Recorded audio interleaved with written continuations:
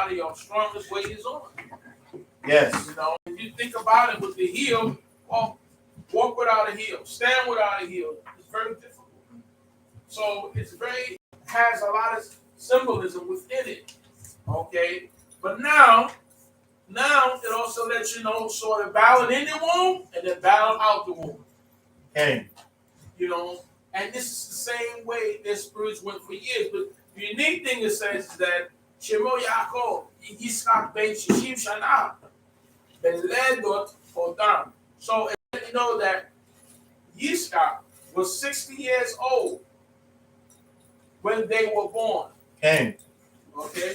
Doesn't say how old Rivka was. Doesn't indicate that.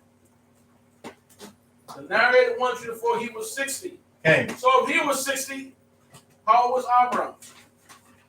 160. 160. But yet we read Abraham died. Uh-huh. No, he didn't die. Not right there. Not right then and there. Torah is a library of books you got to gather information.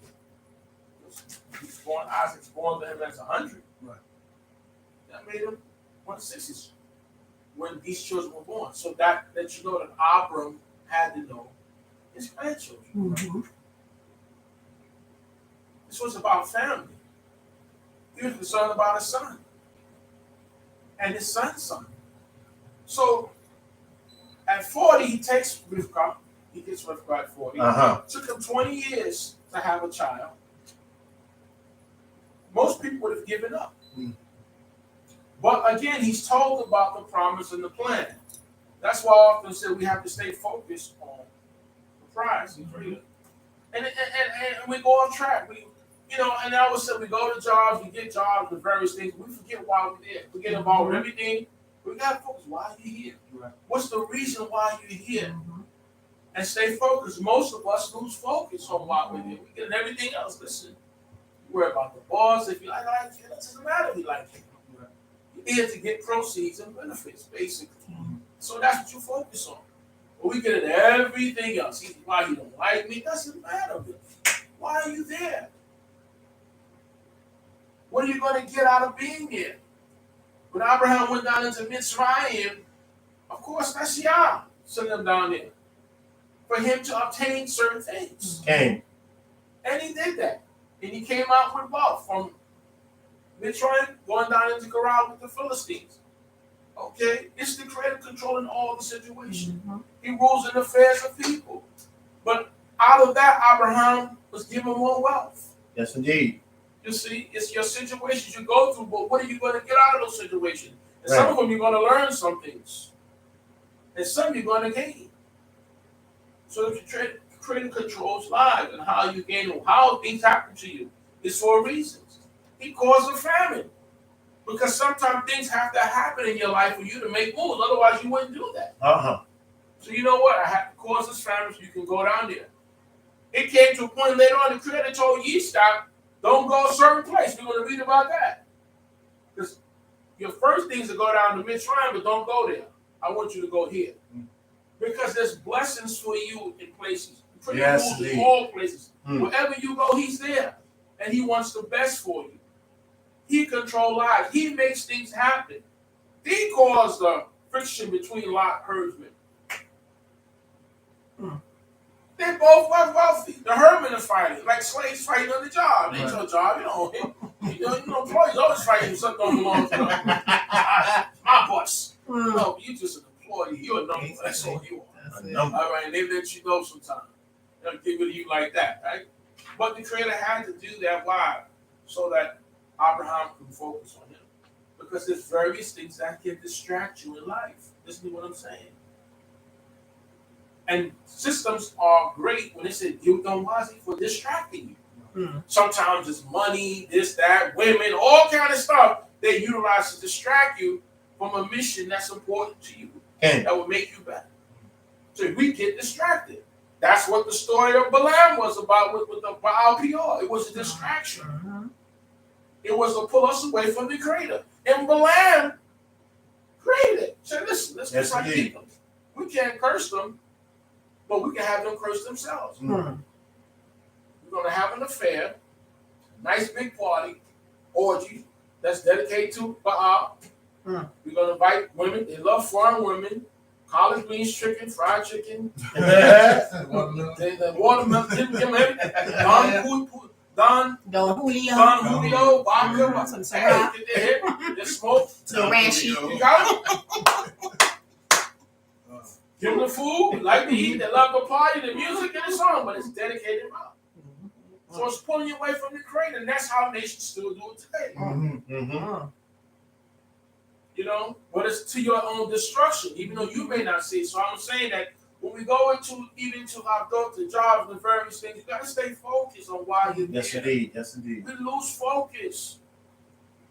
But that's the whole thing, to throw you off. He can pay you off. Hey, listen, you know, forget about that. That's what happens. Don't worry about it. Don't worry, we'll take care of Forget it. about it. You know what you want to do, but no. So the idea was to clearly know that Lot situations would distract Abraham. Because sometimes you're so busy dealing with other people's issues. This I'm telling you about today. That you can't deal with your own and your own family. That's why Moshe was chosen when he was 80, not 40.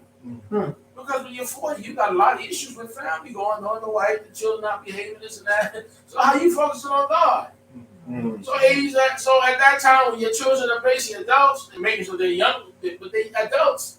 You're 80, you left there when you was 40, you in 40 years an idiot.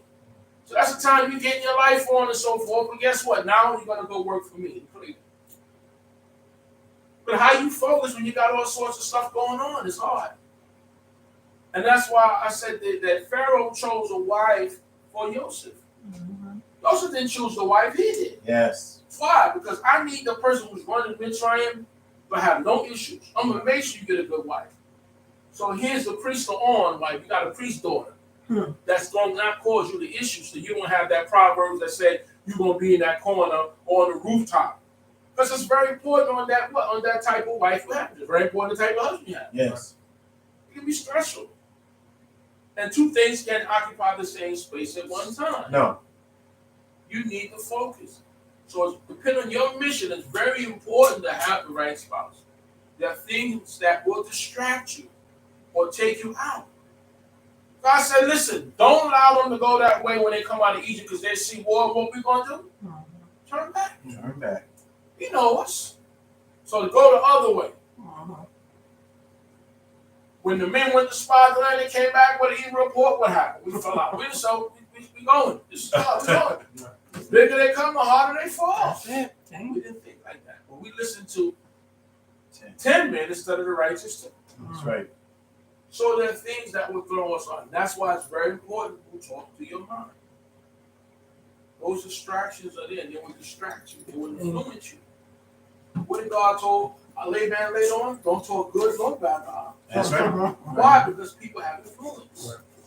That's very important. That's why the Creator directs us in certain ways. He know how sometimes we're not as strong, so I don't need them to experience that because we flip on you the moment. I'm trying to read it so there are things out there distract you. Yes. Okay? If our mother Kaiwa will focus on what the Creator had told them, but no. But she already had desire and what it was going to make one walk wise and it looked good for food. Hey. So the serpent played right in. The serpent was the test. It was a beast like everybody else, but the Creator utilized it. So to show, that's why the Creator told us when we walked through the wilderness, I did that issue to prove whether you love me or not. So in life you're going to go through things. But don't be distracted. Keep your eye on the prize. You lose funds, you gain funds. That's how life is. You go up, you go down, but you hold on to the Creator.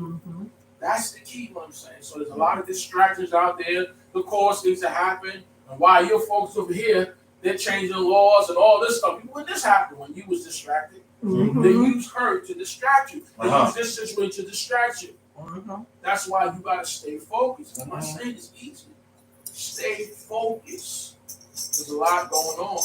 Yes. Okay? So we're here, and throughout life, the Creator causes things to happen.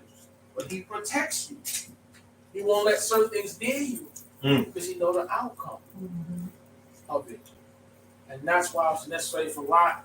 And to show you how deep, how the Creator, so profound is, once Lot left, the Creator comes to Abraham and assures him, comforts him, don't worry. Yes, I'm gonna indeed. make you great. Yes. Because when a family believes that you practically raised, he could have went up in our hole, but he didn't.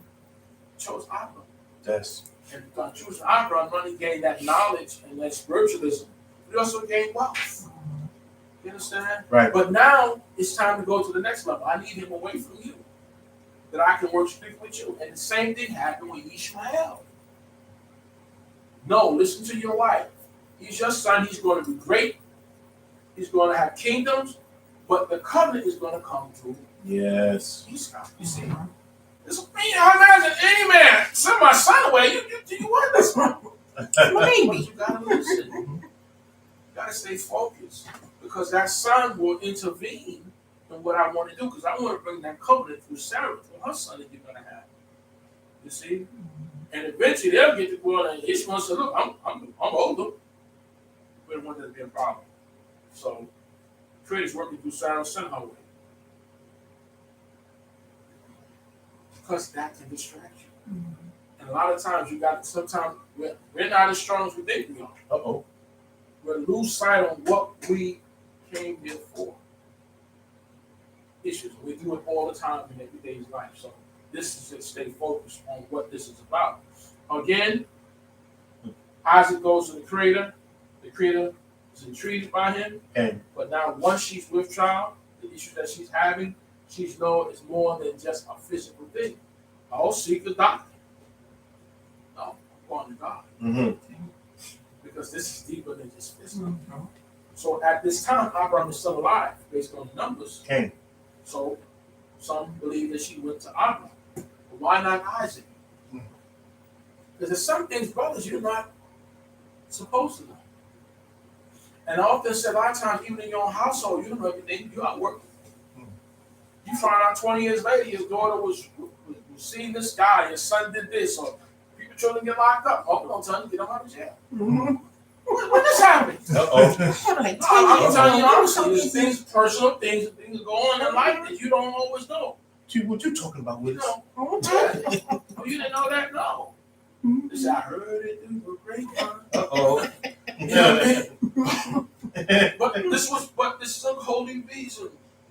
And I understand it, because just like Joseph tried to change his father's hands, the father, this ain't it. He's the older one. He said, it doesn't matter, son. Right. He did this. He said, because this one is going to be greater. Right. You see, because it's about the Creator. But Joseph would have, no, like this. No, it's not that way. I showed you how it's supposed to be, but now this is going to be different. So many of the firstborn children didn't get that blessing or the double portion. If you look in scriptures. You see, it's about what the Creator wants. Yes. He can change it anytime he wants. They can get it. So imagine Yitzchak is going to let you know, as we read, that what? Esau was Yitzchak's favorite. That's the football. You're going to see. That's the football guy. That's the guy. That's my tough son. That guy has a mama. He under his mother all the time. You have those children. But that one under his mother know how to cook. He know how to read, know how to write. He's educated. You know what insurance policies is at. All the pertinent information is at. The other one, he don't know nothing. He just hang out with the boys and just, know how to hunt. That's the boy. But that's my boy. But this one here is closer to God. This one here is doing Torah studies. You see, they hope for your children. Your parents have faith. We're going to see as we go along. Okay? So just, you got to look at this. You got to look at this and think. You got to actually pray on it. You can understand it. Okay. But what verse you on, brother? 27. Talk to me. And the boys grew, and Asa was a skillful hunter, okay, and a man of the field. Okay. And Yaakov was a quiet man, living in tents. Okay, now look at this. That's a deep thing. What does that say? Look at their personalities. Okay. Look at their personalities. Man of the field. Yidelu ha-na'arim. Okay. And the boys grew up, the na'arim. So now they're teenagers. Like I always said, when you're dealing with terminology, usually when you're na'ar, that's the teenage age. When you get to Bakura, you're dealing with 20, 21, and so forth. Okay. Now they're young men and teenagers. Okay. And they grew, Yidelu ha-na'arim. And it came to pass when the Asa, he was an Ish there who knows Zaid, hunting. All right. So he was a man. And Ish Sadeh, he was a man of the field. All right. He was the man, and we take it today. You know the streets. You're a worldly man. You can hunt, you got a skill. Okay. You're outdoors. You deal with those things that other children don't deal with. I don't know about that. You know, I don't know about the world. I just know what's happening here. We're home. You're not that worldly guy. To show you the contrast of the different personalities. But to let you know that, and Yaakov, look at what it says. He's an Ish Tom. Number one. He's a wholesome guy. What we say Tom is? Whole, perfect, righteous. Look up Tom. All right, let you know the difference. But the Creator already told you from the beginning. Yes. This drawn the older and on the younger. All right. So now he's Tom, Yaakov. And he's the man who's Yosef Ohalim. What is Yosef Ohalim? If you're dwelling in tents, you're a businessman, you're a righteous man. You already said that. He's a homebound. He's under Ima. He's that mother's boy. Knows everything about the business of the family, the house, and so forth on. He's that conscious one. Okay? He dwells, he know about tents. Yosef Ohalim. Not just Ohel, Ohalim. Okay? Now, here's what happens. 28 says what? King. And Esau loved Asa because he ate of his venison. But Rivka loved Yaakov. So here we go. So you can't show them. Listen, every parents have favorites. Don't you believe it? Some parents say, boy, listen, he look like me, he act like me. Some parents say, if they're upset with Pop and you look like Pop, you got problems. Sometimes your daughter, that's why it says the daughters are closer to the father, the sons are closer to the mothers, and she look just like him, and that child gets all kind of problems if the mother's upset with them. But they're favorites. Parents have favorites. The reality is, they may not say it, and let you know that because of Yaakov loving Yosef and Binyamin, because they were the children of his older age. Most parents, children of old age, they're closer to than their first set of children. They babied them. The oldest one say, you got away with this. I couldn't get away with that when I was younger. Right. Because parents become more affectionate towards their younger children than their older. Your younger children, your older ones, y'all thought y'all was going through abuse. That would be abuse. But you took, but the other ones, you said, wow, how could you get away with that? It changes. But the older children, youngest are usually favorites. Okay. But children are supposed to understand that. That's what your brother, and they're supposed to protect that younger child. Right. And not be jealous and envious, because you got to understand how life goes.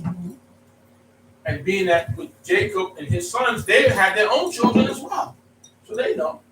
But sometimes the humanistic things just set in and you're just jealous. No. Well, these parents had their favorites. And because Esau was that guy, that football player, that the father wife that he brought him his venison, his hunter, my tough guy. That's that tough guy. And he don't favor his son, and the children know. I favor him because he's a tough working guy. He can play football. That's my boy. He can do no wrong. But Rivka love Yaakov. Okay? That's what it says there. All right? So, now you're going to understand why I say that Yitzchak never knew about certain things that Rivka knew about. Because his favorite, but he would have probably given it to Esau. But God's choice is Yaakov. Okay? And I always like to say, you got to focus, look at things within scriptures, because it's really trying to tell you something. That's like, Yaakov wanted Raquel. She was pretty and all the various things. And he was moved to the point where he was energetic. He moved a rock himself that took people, a whole village to move. She was naturally strong, that. And he loved her. But Leah, the less attracted to him, because you see physical more than anything, but never you don't look internal. Leah, I always said that Leah really was one who created one for, because Leah, every time a child came out, praise this, praise y'all, praise y'all this, y'all that, y'all this, y'all that. Raquel took the guards of her fathers. But Leah was the one that was buried in that cave, not Raquel. So you gotta understand. God has allowed us to do whatever. But who is he actually want? Give you your heart. Desire. But this is who you really need. Because she's the one that's going to keep you with the Creator. Right. And it's very deep. So that's why I say there's choices. When you start to see the various things. Okay? Various things.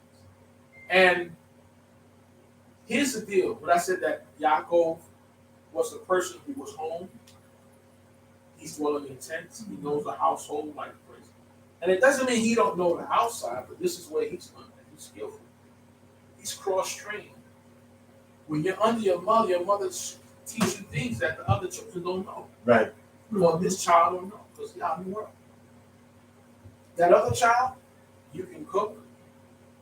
I was that child. I know everything, but I worked those farms, those fields, those animals, but I knew how to cook, knew all those various things, all the intricate things that maybe my younger brother didn't know. My brothers and sisters didn't know because I was there with Granny learning those things.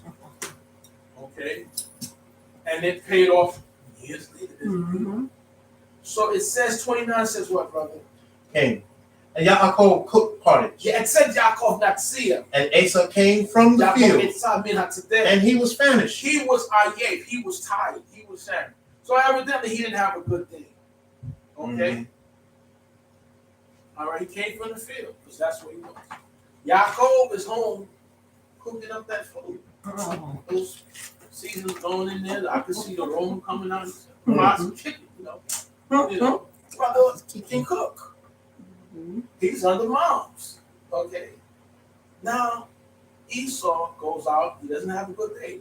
I wonder why he didn't have a good day. Because the Most High wasn't going to give him that day. You see, everything happens for a reason and stages. Which man sets his footsteps, Proverbs say, but what?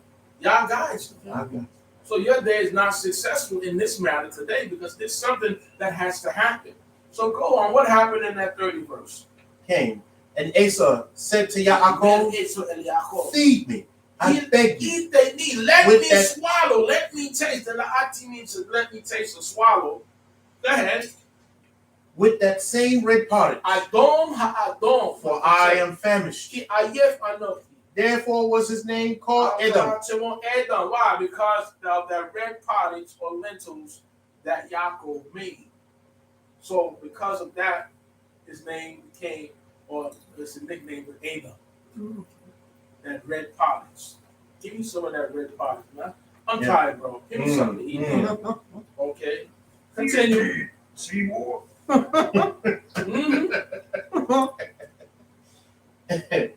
And Yaakov said, sell me this day your birthright. Now, the birthright, sell me this day your birthright. Now, it may not be anything physical, but it's the right of inheritance. Okay. Sell me your birthright. Now, here's the situation. Asa is tired. He didn't have a good day. And even if he did, he had to come back. If he has some game, you got to kill it. You got to take time to skin it and so forth. So now, Yaakov said, okay, I tell you what, Mikra, can you sell me this day your birthright? Okay. All right. Sell it to me. It's deep. All right. Because, again, it's not a physical thing right now. And it's between words, between them. Now, you can understand why the Creator chose Yaakov, because look what happens. Continue. 30 seconds says. And Asa said, behold, I am at the point of death. And what profit shall this birthright do to me? Now, this is how you feel. You're not going to die, brother. You're just home. But, again, you remember what I've been saying? You don't put, they say you don't, it's really don't put jewels in a swine's mouth. One thing is that he doesn't respect that. Okay. He doesn't respect it. It doesn't mean anything to him. And we have family and children like that. So I'm not going to leave my house to this son. if I get it or whatever, because I know he'll sell it tomorrow for nothing. So I know this daughter, they will just buy a fast car or something that's very valuable to the family because some things is not for sale. Okay. That's why sometimes we say, go to the clause, you never sell this property. Or you give your books to certain children or nieces and nephews because those mean so much. They're going to treasure them. I don't care about this. He said, "What is it? I'm going to point that out to God. So what? That's it. So what is this to me? Don't mean nothing to me because for a lot of us, when we don't see tangibility, if it's not in front of us, we don't value. That's a lot of us think. We're nearsighted, we're not farsighted. We don't look down the road that what you do now is going to affect you. That you don't just start with wealth, you have to build it. As the Proverbs said, look by look. We don't see that. We want to get rich today, and that's it. Man, I don't know what happened tomorrow. But if you lift your mouth, said if you don't plan for tomorrow, then what? Those who fail to plan to fail. So then what's going to happen when you get to tomorrow? You're prepared for it. Now, if you should happen to transit before, so be it. But if you're here, then what are you going to do? And a lot of us mostly are just short-sighted.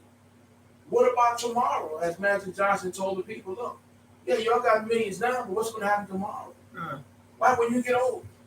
When you really need finance, because you can't get nobody to do it, you got to pay people to do things. What happened then? What happened when you get older now? You didn't work on jobs, so guess what? You don't have no real Social Security coming in. You didn't set up for no pensions. You didn't have no Roths, no IRAs. So what you gonna live off? Yeah, you're young and strong now, but what about my car? What's gonna happen to you? Be as wise as the ants prepare to eat in the summer for the winter. Yes. Yeah, you want to hang out on the beach, but this is time, you don't like the cold, so you in the summer, you get your stuff going. Because you want to be out there in that cold, and it's coming. Because you live in a state that's mostly cold. Story of Joseph, same process. At the time of plenty, put it away for when it's not going to happen. Because you will have times of leak, financially, morally. Put it away. That was the story Joseph was telling you. 7 years of plenty, 7 years of not plenty. But yet, the 7 years of plenty, when the not plenty come, you're not even going to remember the plenty. That's how bad it's going to be. Well, Mama said there's going to be rainy days like that. So the Torah thinks that when it's going good, people learn how to put it to the side. So now you can peel off of that. But what if you don't do that? You just live it up. You come into all sorts of different types of cassettes and stuff, and you don't think about tomorrow. You don't invest for tomorrow. You don't put away for tomorrow. Well, tomorrow will come, then what happens? Oh, man, I remember back, I could put my hand in that picture when I had That's not going to see. No, that's why it tells us to be wise. And it's written that what? A fool and his money will soon depart. So whatever we get, whether it's knowledge, whether it's physical money, you have to know how to situate it. Even in life, Scripture tells us what? Teach me to number my years. Yes. What do you think that means? You got to keep things in balance. Some things you got to put away. You're not a child no more. As I often say, yeah, you might be a male, but maybe not an adult. You think like a child. So you got to do things different now. As we get older, we do things different. We have to change for the better, not for the worse. You see, as you grow, you don't know who you are. You think you know who you are. You don't know who you are because you were never that age. Your whole body structure, chemistry is changing. You lose your testosterone. You go through midlife crisis, just like women go through. You go through it too. Yeah, you know what's going on with me. You're going through midlife crisis. Your body's changing. Yes, indeed. So you're changing. Your thoughts are changing. You think you know you don't know you. You're learning you each stage. Who you are. You think you know you, and that's why people, you don't know you. Why I'm feeling like this? Why am I thinking like this now? Because your whole body is changing, inside and out, thoughts, motion. So now you got to learn you at this stage of the game. And when you get 60 and 70 and 80 or 50, 40, you got to learn you. Mm-hmm. And you got to see the difference. And I hope you learn you for the better, not for the worse. Every part of you, so you don't know we're changing. Focus on that. And that's why you got to pray as well as learn to deal with you. You may have eaten that 10 years, but I can't eat that now. Mm-hmm. Because that goes against me. You got to change. Right. Your diet has to change. That should change. Okay, you got to know. So the wise man changed often, but a fool what? Never changed. Doc, if you want to live, you better change. You can't run that 100 dive, but you might do 10, you know? And people get out there and they do things and they die. Exercise. Die this and that. No, you can't change that up. Mm-hmm. You see, you can't worry about what the other person's doing. How you? Well, how is it going to affect you? Mm-hmm. This is deep. So he tells him, sell me this birthright this day. And he's like, what is it to me? Uh-huh. And 33rd says what, brother? And Yaakov said, swear to me this day. He swore to him. And he sold his birthright to Yaakov. He did what? It said he sold, right? Sold it. Word of mouth. Shake of the hands. For a little bit of red right. That's right. But you know what? As I often say, Esau is our forefather. He's our father. In the sense that he's our bloodline. That DNA Esau is in every one of us. Mm-hmm. Yeah. Yes. We're short-sighted. Mm. See, let me flip. When I say he's our forefather, you have the DNA of your family. A lot of you are not like your father's side. You're like your mother's side. Mm-hmm. Some of your personality is like your mother's side. And I give you an example. Yaakov was more like Uncle Laban than anybody. His mother's brother. That's why you saw the similarities. But Uncle Laban was deeper than Yaakov. Mm-hmm. I'm just showing you have who you have. You have the DNA in you. So you have the capabilities of being like that. Short-sighted, because we all have that in us. They are forefathers. They have that bloodline. So you have to rule. Those are things that you have to rule over. Yes.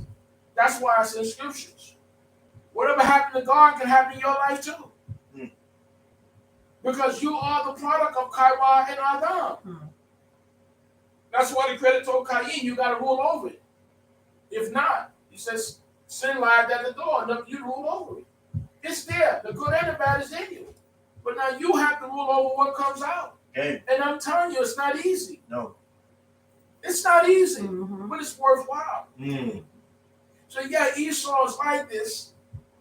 His mentality, but a lot of us are like that. That's what you tell each other. You more like your uncle. Mm. You act just like my brother. Yeah. Ooh. You know? Very deep. Yeah. Then you actually, yeah. Give me an example. I used to be movie. Well, here was Michael Corleone. There was Sonny, but then there was Sonny's son. Mm-hmm. Oh, right over his brother. Mm-hmm. All right. But off the guy here, around here, whoa. I recognize that.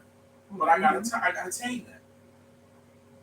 So you don't know. But the fact that whatever it is, you have to rule over. Yes, indeed. Whether you like your father's side, your mother's side, he's selling his birthright, and book Torah says he sold it.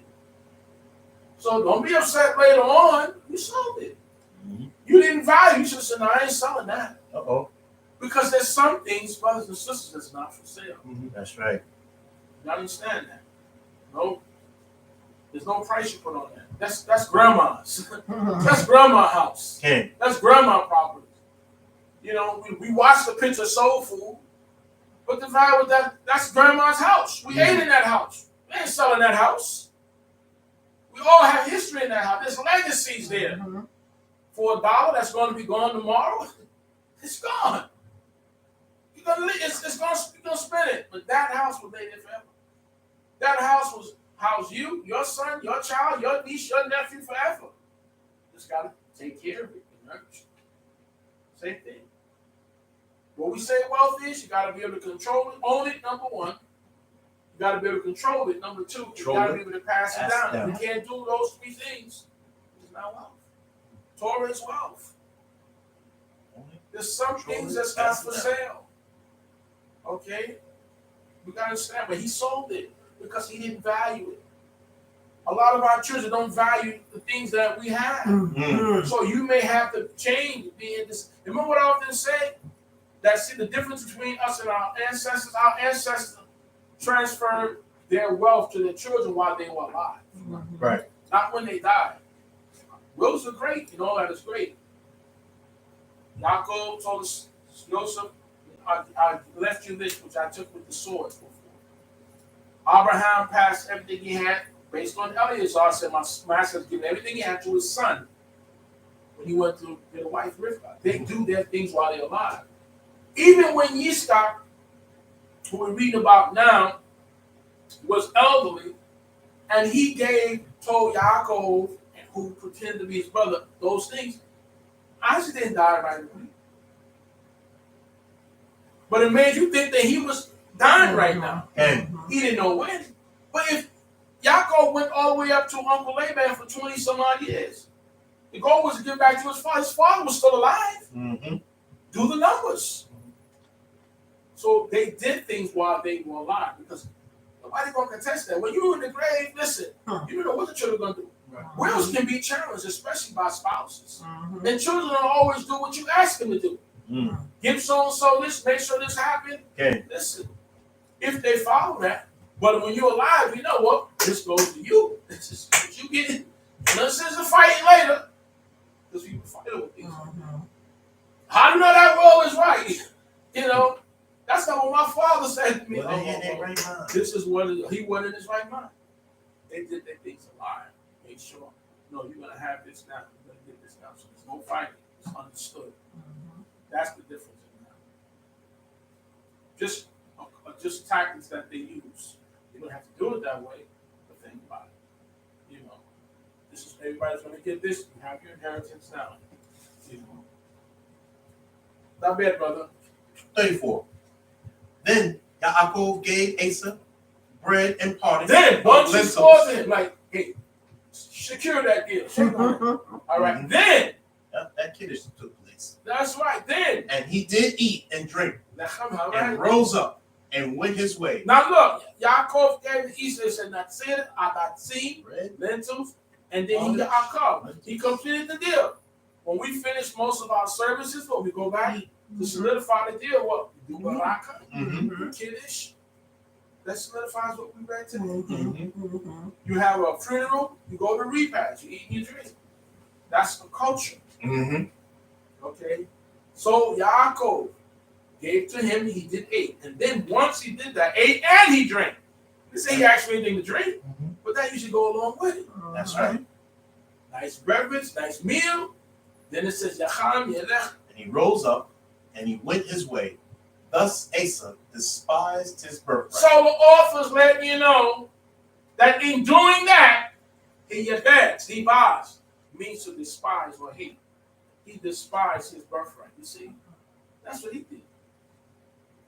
All right, so there's no argument later on. It says he yebetz etzah. Okay? Et bekorah, his birthright. He despised it when he did that. Okay, some things, brothers and sisters, I just got to go hungry.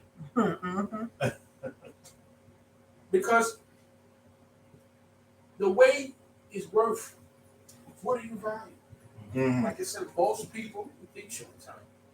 We don't think down. We have what we call low aim steering instead of high aim. Even you're driving, as a professional driver, you see high aim, which means you're looking down the road.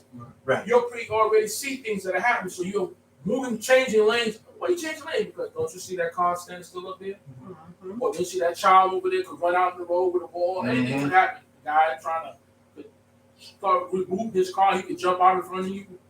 You know, so they teach you to think in advance, to look ahead and see. Most people don't look at that. They just right then and there, short-sighted. No. No. Hey. And that comes with a lifestyle, comes with a thought, comes with behavior. You get to do like that. No. Got to set this up for tomorrow. You know, if tomorrow don't get here for you, you still have things arranged. Now, see, give us the next chapter. King, chapter 26. Now, of Sefer Bereshit, look what happened. So he sold his birthright. He despised it, Scripture says. Now, 26 says, and there was a famine in the land, beside the first famine that was in the days of Abraham. And Isaac went to Abimelech, king of the Philistines, to get up. So now he went to Gerar. His father went to Gerar.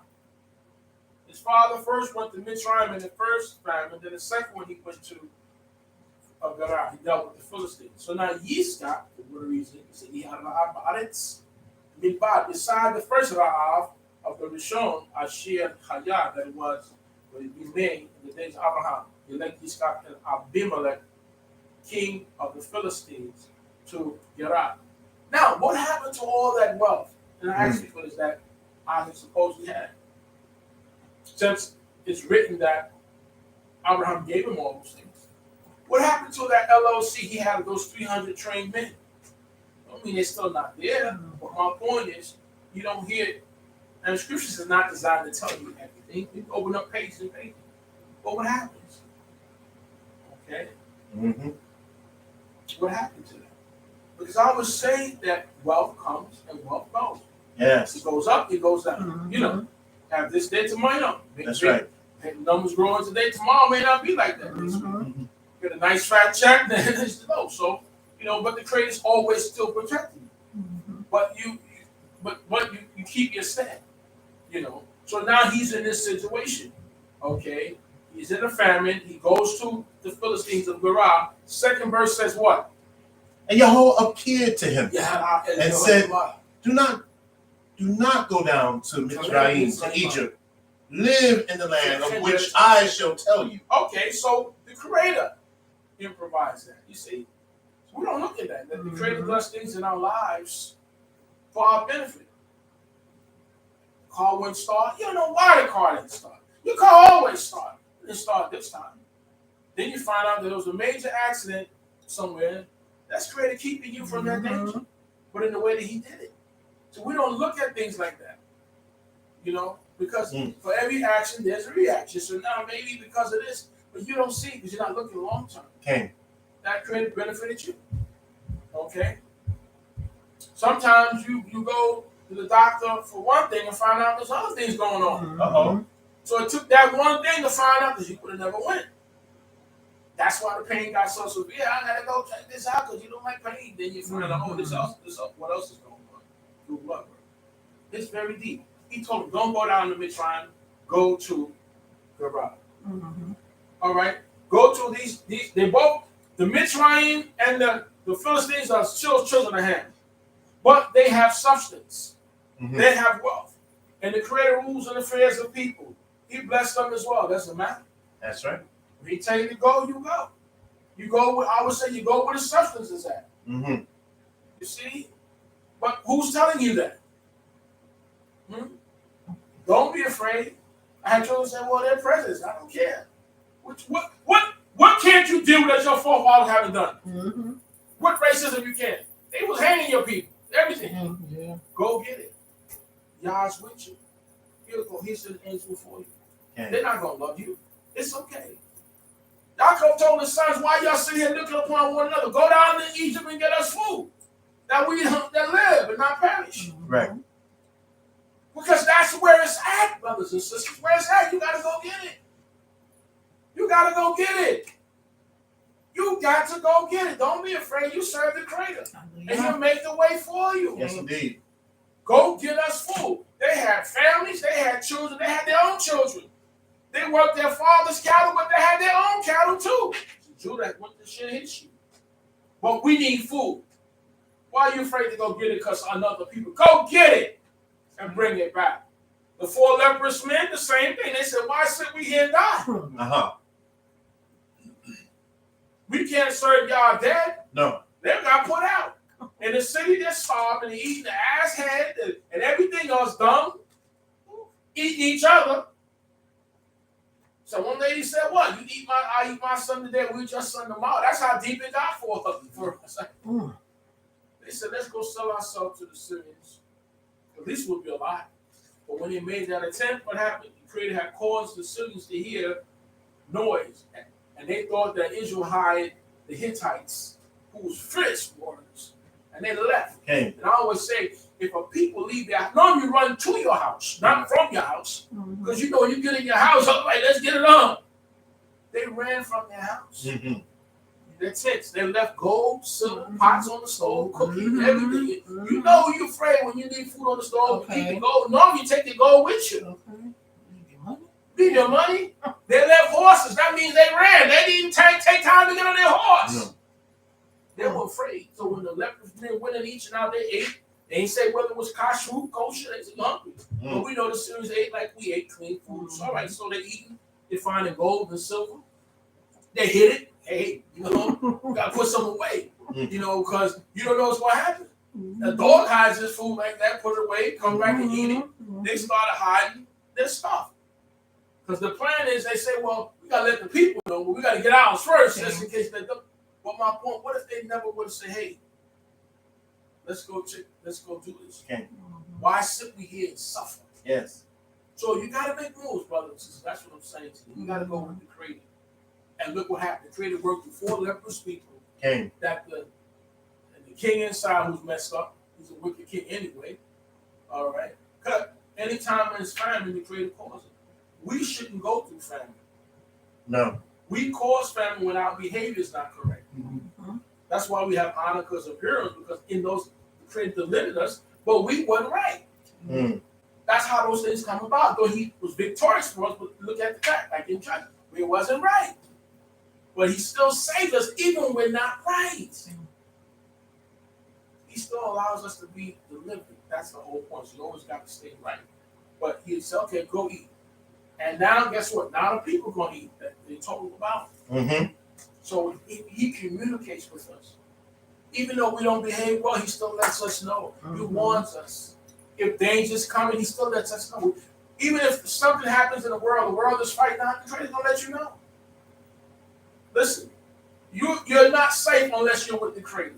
You could go to North Carolina, you can go to different countries, but you're not safe. That's right. Unless the Creator protects you.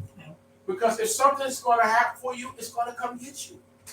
I don't care where you run. I don't care how many weapons you have, how much money you have. It doesn't matter. If the God has it for you, you're going to get what's coming to you. So wherever you at, you guys got to be for the Creator. And pray that he saved you.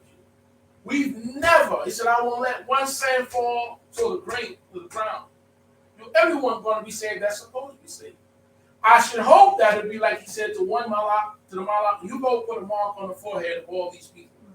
And to the other one, you go forth, and those who don't have the mark, slay them. So we hope that we can have that mark when the danger comes for us to the nation of Torah inside. But we know based on what we read is even all of us are not going to make it. Only a remnant. So where will you be?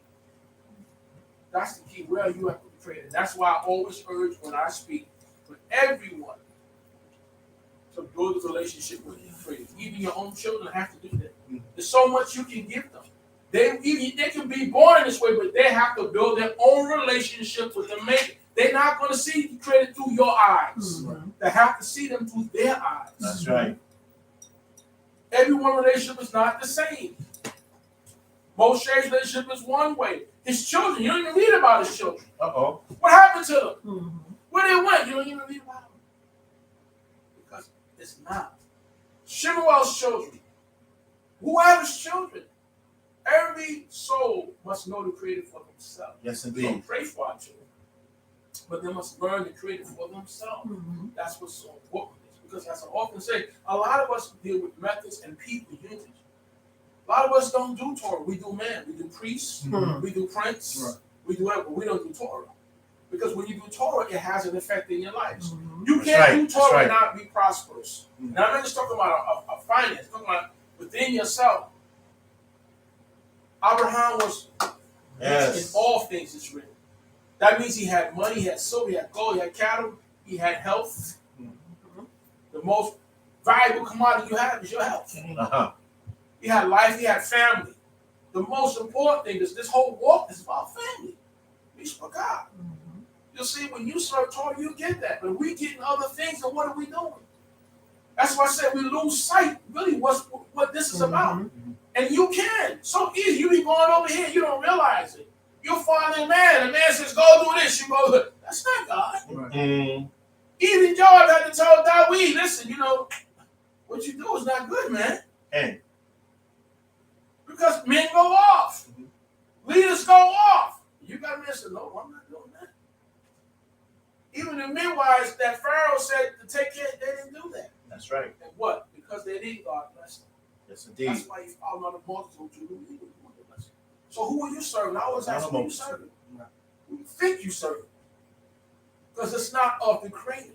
This is about the Creator. This is bigger than us. It's about God, what He wants. You're His servant. You're His workers. He said, you're supposed to be prepared of the breach, restore the path to dwell in. So you got to repent. It doesn't matter what you personally think, what God thinks. I don't care what color they are. If the Creator sent them to you, you got to teach them.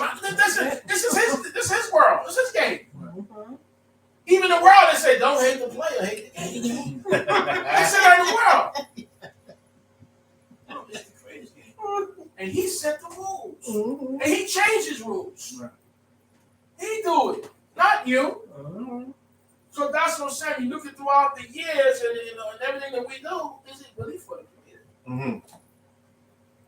No. The Creator's going to get you where you have to go. He's in charge. That's right. And you know something? We don't decide whether you're righteous. The Creator does. That's right. Because you don't know a person inside out. The Creator does. He looks at everything. He said, told one man, I'm not like you. You just see the exterior. I look at the interior. So He has that final decision on what is righteous and who is not. Because we think we do because we know what He read. It's not nothing. Oh, it's the Creator. Today you're here, tomorrow you're gone. Like that. We've lost a whole lot. Only by the grace of the Creator. So you're always in His hand. Now see. Third verse. Sojourn in this land, and I will be with you. I will what? I will be with you. I will be with you. No matter where you go. You take the Creator with you. In America, out of America, where you go, to your job. That's what makes you successful. You are the pigmentation of a lot of other people. But because everybody of color may not be in color. The Hittites were like color, same you. All the people we dwelt around at that time were just black like us. But they didn't have our behaviors. That's what's different. If the Creator's with you, you go. He's going to take you in places where people don't look like you. And guess what? You're going to do well. Because you work for Him. As I say often, you don't have to worry about the nations. You got to worry about us. When nations prepare for war, what do you do? Prepare to meet their God. That's what you right? You got to still stay focused and righteous. Don't lose sight. Because they have no power. We give them power. You know how? When we misbehave, they get power. You don't have to. All you have to do what's right, and guess what? They'll change their attitude towards you. They're so nice to you, you can't figure it out. That's the Creator. It says, when a man please the Creator, it makes even his enemies be at what? Shalom with him. Come on, people. It's in your book. You'll get things you never got before. They only work for the Creator. They have no power. It is necessary for you to be backwards in order for nations to rule over you. So you got to walk with your pants down, say things, and destroy yourself with the stuff that they're telling you today, and the alcohol and the drugs, all this stuff. But when you stop, you focus on the Creator and realize these are just instruments. Let us deal with them wisely. Let us so forth. Then they have no power. That's why I say you don't know who you are, because if you did, do you know where you could be? You don't. It's not enough to know that you're Israel, but now what you going to do about it? How you going to change your position? It's about change. Because we're either going to serve the Creator or we're going to serve systems. Listen, you're never, that's why you don't see the word confession and free. You don't see that in it. You're going to serve God or you're going to serve nation. If you don't serve God, you're going to be under systems. That's just the way it is. And depending on how they treat you is how you treat the Creator. He said, I raise you up in your captivity. Anything's possible to create it, but they have no power. So we're backwards, and that's why Balaam prescribed what he did. Get God to the captivity. When we right with the Creator, can nothing touch you, even in captivity. So now they're nice to you because guess what? You're right with God. And guess what? Though the Creator send them, they respect you. Okay. That's how it works. You got to understand how this works. A lot of people don't. Okay? Your misbehavior is a power for the systems. It is necessary for you to be ignorant, backwards, destroy it for them to move. Because when you become to say, hey, we destroy one another. Mm-hmm. We don't have to worry about the nations. Right. We do that. And they watch us do that. Then we wonder why we're in the condition that we're in. We destroy one another. Why is that? You know why? We're looking short term. We don't look at the fact that it has long term. Even the Creator said if they wouldn't understood their end, do you know what that do when we destroy each other in the public like that? It's not good for us. Mm-hmm. You gotta think. It's deeper than what you feel. How's it gonna affect the people? What did the lady tell Dawid? If you commit this act, yeah, you protected this man's cattle, and he wouldn't have nothing for if it wasn't for you and your men. But if you do this, you're going to be king one day, and it's going to go against you. You see, you don't think down the line you're going to be a leader or mayor, whatever it is, and yet you did this. If you do this atrocity, your past people comes up to haunt you. It will find you. It always does. You may be changed now, but guess what? Hello. So she advised Dawid, don't kill him. Because Dawid asked the man for some cattle because he was on the run, him and his men. And the man said, no. I'll kill everything you have. He said, no, don't do that. And yet, she gave Dawid what he needed. And then when the husband found out, he had a heart attack and died. Uh-oh. And then she became Dawid's wife. You see? But my point is you have to be very careful on how you deal with one another in the public house, because guess what? Eyes are watching. You got to think about that. There's a bigger picture. Not bad, brother. Cain, in the midst of that third verse. Yah sends him down there in this land, and he told him he will be with him. He will be with you. And he will what? And will bless you. For to you and to your seed, right, I will give all these countries. All these countries. You know where you're at. I'll give it to you. Go ahead. I will perform the oath which I swore to Abraham, your father. You see? Never lose sight of what it's about. Abraham could have went down in these places and said, listen, you know this is my land, right? Mm-hmm. You know God's giving me this, right? You know. No. You can't do that. But you have to learn how to be humble. Right. Yes. And respect him. Mm-hmm. But he also told Abraham the iniquity of the Amorites is not in their field. In other words, they have a certain amount of time to do what they do. All nations do. All nations are responsible for some form of righteousness. And when that is gone, you say, look, I got to go down and check what's going on inside. Okay. Mm-hmm. Because I got destroyed. Mm-hmm. Abraham pleaded for Sodom. You know, his nephew's over there. But he said, if I find some other righteous men in Sodom, yeah, possible. Mm-hmm. Because the Creator is concerned about the whole earth. Right. God sent Jonah to Nineveh. They weren't Israelites. Mm-hmm. They're brothers and sisters in the Israelites. But it doesn't matter. The fact that the whole earth has a plumb line in it, and all people is responsible for some form of righteousness. Maybe not as much as we are. Right. That's why he sent Jonah there. You got to understand how this works, people. Jonah got upset between the gird and what God said, listen, these people are on the left foot from the right foot. You don't set with that gird. What about those souls out there? What is saved for us? You got to understand how this works. He's in charge of the world. Okay?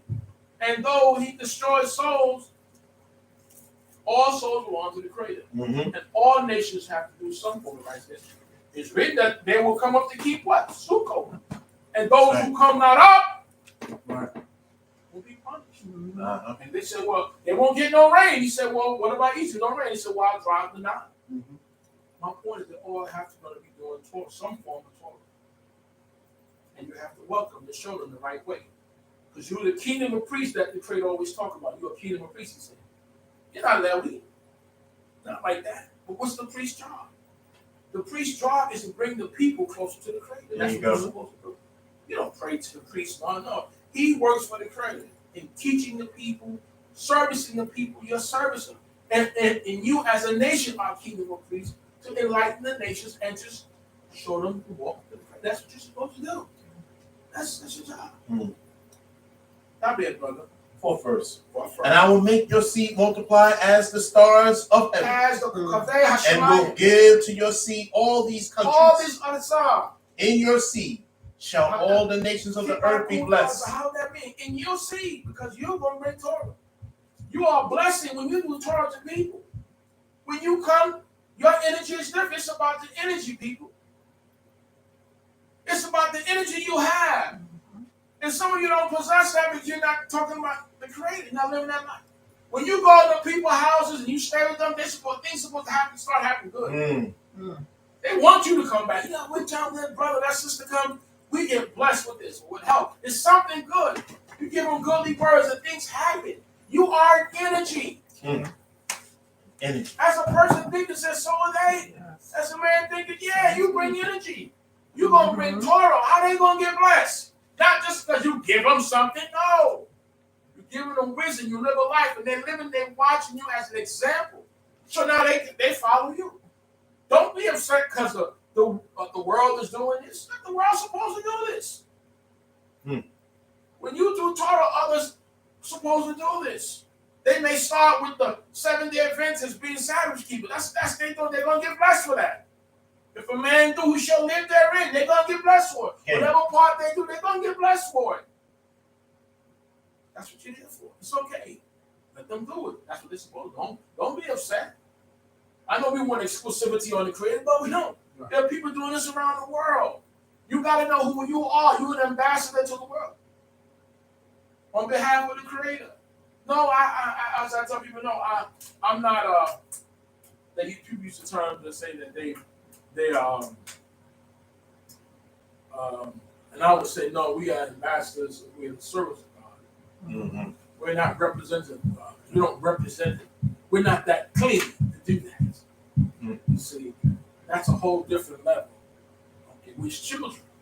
And children should reflect their parents, but sometimes they don't. Right. Yes, they say fruit don't fall far from the tree, but sometimes they do. That's not my son acting like that. That's not my daughter acting like that, but sometimes they do. Stop there, brother. Kings, that 5th verse. Yes. Because Abraham obeyed my voice. Because he what? He obeyed my voice. So part of the journey is ikhed. Because, here goes Yaakov, here goes that cause. Shaare Shamayim Abraham Bekoli. Abraham, listen, he obeyed who? My voice. It's about the voice of the Creator. Listen to his words. You know what's right. You may not know every word of Torah written, but you feel when something is wrong. You know. Hey. And we try to use excuses, but you know you got to say, would he approve of this? Would he approve of my behavior or my dealing with this situation, or with this woman, or with this husband? Am I treating my wife or my husband right? Or a stranger who could have already told you how he feels in reference to the stranger. So how are you living? It's not enough just to be Yisrael. Call yourself. It's how you live. That's what determines the difference. So God says that, listen, because Abraham listened to my voice and he did what? He shomer mishmarti. He kept my charge. You understand? Which ones? My commandments. He kept God's commandments. He was a commandment keeper. And he kept those things that Yah told him to do. But see, what Yah told him to do may be different from what he told us to do. But whatever the Creator gives you to do, you do it. But that could change as generations go. Abraham had to keep Sukkot or Pesach. But he had laws to keep that Yah gave him. Same with Noah. Noah was found what? Righteous in his generation. So then Noah kept Torah. He was considered perfect based upon what is there that the Creator saved him. Each generation, each people has to do righteousness. Whatever Yah gives you. Then they could marry their sisters. Today you can't. Torah changed. That's why I don't believe in that 13 principle of faith that says that the law will never change. The law is going to change based upon the Creator. But the Creator gives it the authority to change it. Okay? Why? Because even Noah's daughters came. The daughters of Zelophehad. Noah and the different ones. Guess what? Change. Amendments were made. Now, guess what? The women could have inheritance of their fathers if they had no sons. Wait a minute.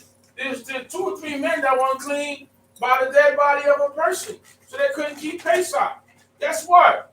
Moshe brought it, and God said, well, now we got a new amendment. That if we can still keep the pace, like if you're on the journey away, or if you're unclean by the dead, you're going to keep it in the second month. That's an amendment. So don't tell me Torah anyway, it's going to change. Some things the Creator let you know about, you read up in prophecies. Other things, He'll deal with. Based on the time, things change. But whatever changes come, you make sure you be right with the Creator. That's what I'm saying. Right. So Abraham did what he was supposed to do for his time. Noah did for his time. And we for ours. You got to understand that. But he was considered righteous. God said, Abraham kept my laws. Will he say the same for us here in this country and other countries? We hope so. All right? And he obeyed my commandments. So there are those out there that's going to be keeping it. You don't know about it. One prophet thought that he was the only one left that was doing it. I said, I got thousands have not bowed the Bible. Come on. This is about the Creator. That bad, brother. King, 6th verse. 6th verse says. And Yitzhak lived in Gerar. So now, you just got to listen to the Creator. And that's one thing we got to learn to listen. But see, sometimes the word of the Creator, it don't have to come to a dream or vision. Sometimes it comes to another individual. Mm-hmm. But you got to recognize it. And you know what's, they may not even look like you.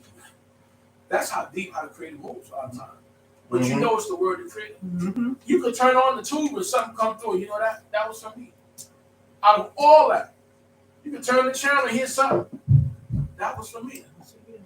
Very profound. Continue, brother. King. And the men of the place asked him about his wife. So and he said, she is my sister. For he feared to say, she is my wife. Least, said he, the men of the place should kill me for Rivkah, because she was pretty to look upon. Well, we see history repeating itself. We know that it happened with his father, same incident. And at that time, the various nations, at least Hamitic nations, rather to committed murder than commit adultery. Mm-hmm. So they would kill you, take your life for your wife. That's how they got down back then. He knew that. Okay, his father was there. See, as I often tell my children, before you go to another state or place, know what the rules and regulations are, because it may not be the same as you in New York. And some places are Commonwealth, so they run their governments different. Their city functions different. Sometimes it's not even you go to the county, you go to Long Island, it's different. Where we are right now was a part of Long Island originally. Even parts of Brooklyn was part of Long Island. Look at the map. Okay. The mayor of New York City is not the mayor of Long Island. Long Island got several mayors. Okay? The governor is the governor of the whole New York, but there are rules and regulations that differ. There are gun laws you can do in Long Island. You may not carry that gun in the city. Lock you up. Unless you got a license for the city. So you got to know the rules and regulations where you go. I was told that a learner's permit is not even accepted no more here. They let you get by, but out on the island, it's fine. So there are rules. So you need to know those things before you go relocate and realize, hey, they don't play those games down here. They do things different. Their ways are different. How they do things. When you go into those places, you go in the South, like North Carolina, South Carolina, Georgia, Virginia, different. The flavor is different. So you got to know how to adjust that you'll survive. Okay? So same with Isaac knew what they thought. Okay, when you go in for jobs, you got to know how to dress. So that you will sell yourself. Because you looking like, that culturally they look at a threat. So you got to know how to suit up. For that moment, you can start breaking into things later, but you got to be used to wisdom. Okay, so he knew what to do. Look, my father did it. You're going to say you're my sister. And it says she was beautiful. Just like Sarah was beautiful. And Sarah was an ugly woman, yet she was fine. It's a black don't crack. That's right. Beautiful. Our sister beautiful. But you must do these things. So now, here's a team. You're a team. Your husband and wife, you're a team. And a house divided can't stand. How can two walking on this? So you work that out. And you're a team. Because it benefits the family. It benefits the family. Else I'm a dead person without you. And it goes back to slavery times when a lot of the women saved the men. I said, don't kill them. He's a good man. He made no harm, master. Mm. They saved your life. Because master was good with them. You see? So we got to understand, you're not all big and bad. No, you got to know what to do to survive. Mm-hmm. If Dawid, when he was caught by the Philistines, said he feigned to be a madman. That's right. This ain't no king. Get him out of here. What if he said, I'm Dawid? No. You got to know when to fall people. You have me slave. A lot of us don't understand the things that me slave saying. Mm-hmm. Give you little points in how to behave, how to survive, how to live. When you're amongst people and governments, and when your head is in a lion's mouth, you don't rip it out. Easy. Mm-hmm. Easy. You got to learn those things. Give me the next verse, brother. 8th verse. 8th verse says. And it came to pass when he had been there a long time. So now, but who told him to go there? The Creator. And he had to go to the same his father went through. I was told by a great man, Nabi Raphael I said, if you're the children of Abraham, Yitzchak, Yaakov, there are things similar you're going to go through in life. History repeats itself. That's right. And we go through things, but the question is, how do we deal with it? And do we stay focused? So after he's there for a while, he cool. When it's lengthy, that Abimelech, king of Philistine, looked out a window. He looked and through saw, the window. So and behold, Yitzchak was sporting with Rivka, his wife. The term metzakek means to play. But it's a play that he know that you don't play with your sister like that. Yeah. Just so happened, Isa says, Yiskef. The shakek means to look through. It's like a piercing through, the clouds. So he's looking through. People look through a lattice and see, oh, wait a minute. Because see, what we don't realize is that eyes are always on you. Oh, yes. We talk about the other people always looking out the window, they see everything. Got the ring camera, this camera, that camera, those cameras. People watch you. You don't think they do, but they see you looking. So he spotted Isaac playing with Rivka. All right, got you. People go away trying to be not seen. And it's amazing because I remember me and Maisha, we in a whole other part of the world. And we looking at people from America like, what y'all doing over here? What y'all doing here? We all across the waters and we see people from here. I'm seeing people from the job. Like, man, what you guys doing? I'm trying to get away from y'all over here in this country. I mean, never know where people gonna be at. It's very deep. So he looked out and saw Isaac sporting with his wife. Okay. Now 9th verse says, and Abimelech called Isaac and said, behold, certainly she is your wife. And why did you say she is my sister? Right. And Isaac said to him, because I said, least I die for her. I said, because they may kill me for her. Certainly she your wife. No, you don't do that with your sister. That's not your sister. He said, so why did you tell me that? Remember I say that. Though Yitzchak is going and Abraham is going to these places, they're dignitaries. The level that they operated on is a dignitary level. You don't get next close to the king's palace, and stuff like that. No, because they were already dignitaries, so they recognized them as that. But still, Gerah or Mitzrayim rules supersede. Still. But my point is, because you always read about the Aram kings, because they have dignitary status. Okay, when they're moving through whatever, but they still have to abide by the rules of the people they're amongst. So they don't want to offend the people. But the Creator told them to go down here. All right, so how this follows up? Go ahead. King. And Abimelech said, what is this you have done to us? One of the people might easily have lain with your wife. And you would have brought guilt upon us. Okay, so you would have brought, wow, deep. You would have brought guilt upon us. But she says that it's a sita that I know, kimat, almost a shachav, that one of the men have lied with them. How could that happen? And then you would have brought Heveit Aleinu Asam, because they feared And this is how some nations are. They favor one thing over another. They say, listen, you would have brought guilt upon us. We feel guilty because we committed adultery. But we don't have no problem killing you. Murder.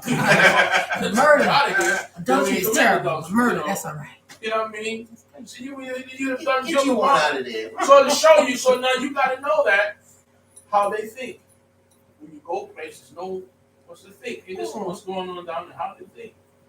You know, well, I ain't gonna wear that. You know, they don't like that. No. You know, I ain't driving in that car because back in the days you were in a Cadillac, they lock you up because you wasn't asking your own Cadillacs back in the days. That's right. You understand? Back in those days, and the Cadillac Records movie came out, they had to get Europeans to buy cars for them, certain cars. You better not be driving at certain times, especially sometimes with that car. Boy, what you doing in that car? You see, you got to know that. Now, companies change hands and so forth. That's the history of a lot of different things. That's why people say, why that guy bought that car? Because they didn't want you driving that car.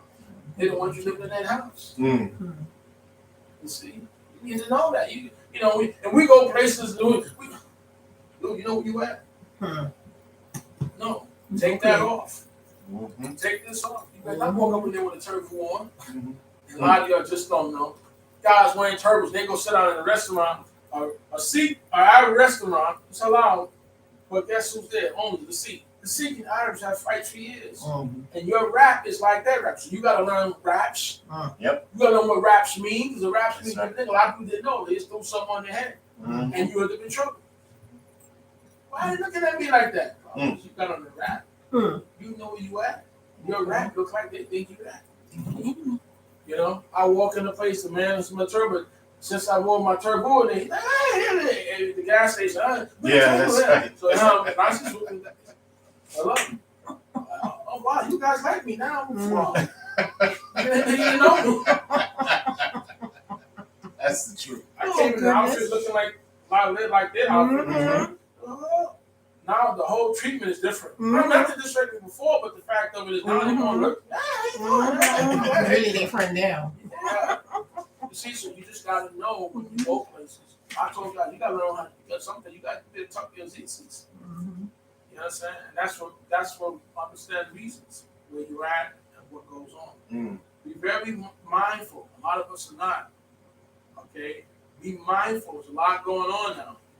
All right? So be wise. That's what I'm dealing with survival. Isaac did what was survival. But remember, y'all still with him in this. He sent them down there. That's right. But he know what to do. He's been taught. Some of us don't listen. So we end up in jail. We get phone calls all the time. Yes. Well, I said, let me tell you about that. All right. Because they have different rules. That's right. The mayor, brother, is the judge in those states. And listen, I'm just telling you, it's a whole different world. The sheriff, they all family. So you fight with one, you fighting with all. Yeah, I'm gonna get okay, boy. You just can't spend your money with your people. You got to know how to hide it down a little bit. You want shalom. And you don't got to listen to me. But we get phone calls. Okay? And I tell you, listen, no. All right? So just be wise in what you do. Be godly. The Hittites know Abraham as a prince of God because he is respectful. He's a very, very wealthy man, but he respected them to the point where they went with him to get his nephew back. That's the kind of thing you have to have. Dawid always had people. Look at Dawid's army outside. Most of his vicious guys were all sitting on the outside. They weren't Israel. Because Israel, we do, we run. I'm not saying that somebody's tough, but I'm saying most guys play tough. They ain't tough. I'm telling you, when it go down, they're not tough. They act tough. My mom used to say this: "It's the son of scared man to kill you faster than it." He's afraid for his life. Don't watch the quiet people. But I'm just saying, I know guys want to play tough. No, when it gets down to it, that's why I say, but just be godly. Just be godly. Be godly. Okay? Don't be the enemy. You don't want to be the enemy of the state. I'm being real. Reaching up everything, lock everything. Now you can't work. Now they're going after your daughter, your son, your grandson, your mom, or who you love so much. Don't open up that camera. You don't have to. Scripture says better enemy, they're better friend than enemy anytime, right? Mm-hmm. So we got to learn. Torah gives us that. We're not here to be bad guys. Okay? We're here to be righteous people. Okay? Stop there, brother. Okay, 11 verse. 11 verse says. And Abimelech charged all his people, saying, he who touches this man or his wife shall surely be put to death. All right, so now the charge, you don't touch him or his wife. Mm-hmm. People look at you, oh, wow, they're looking at her, they want her. So that thing goes on then and now, depending on what you do. Walking through certain neighborhoods with your hours of back in the day with your girlfriend, you know, the response you would get, you know, so you can see that. But with them, it's on the largest level. They would take your life for that. Mm. But here's what happens. Now, he has experienced all of this. Your experiences, you're a product of your experiences, you know. That's why your psychology is different than European psychology. Your psychology is based on the history. Psychology is based on the history of a people and what they go through. And what you go through and others go through is not the same. So you can't give us the same psychology as you can give other nations. You see, so now your experiences, you know, so in other words, you live here in the north. You may not be used to people saying who you don't know, hey, what's up? How you doing? When you go south, everybody's waiting, how you doing there? I don't know you. But no, you gotta look like how you way back. All right. And they may not look like you, or they look like people. I don't know you, who you? Because that's just how Southern or other people do. Good morning. You like, why you get next to me, man? Because when you leave here, you're on such a defense. Mm-hmm. And years ago, I left and I went to pump gas, and I'm going inside to pay the man. I said, no, you pump your gas first, and then you come back and pay me. Wow, you can't do that in New York. You drive off. Okay. I drive off down there. Right? I'm just showing you the difference on how things are done. You see? You got to know how things are done. They're done different. Mm-hmm. So you learn the ways how so you can survive is important. So continue on, brother. Okay. We're in that 12th. And Esau sold in that land. He did what? He sold in that land. My brother, my father. All right. We know Abraham read about he had a water problem with Abimelech back in the days. He read that. Abraham told Abimelech, those wells your man took from me. He said, I ain't know nothing about that. Abraham was in the well business. He was in the cattle business. Mm-hmm. Okay? He was in the water business, the cattle business. My people, here's the LLC. You got to understand how to look at things. He's a businessman. Okay. He's in multiple streams of businesses. Sanctioned by the Creator. And other people's land. As he show you now. Which is really going to be his land eventually, but my point is at the time the other owned it. Yet he's doing business in Garage. Okay. So my point is you can own businesses around the world. Okay. I'm just showing you in Torah what's there.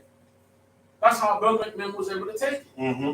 You can prosper anywhere in this world. You want to go Dubai then? You can. You're going to be okay. You go Torah.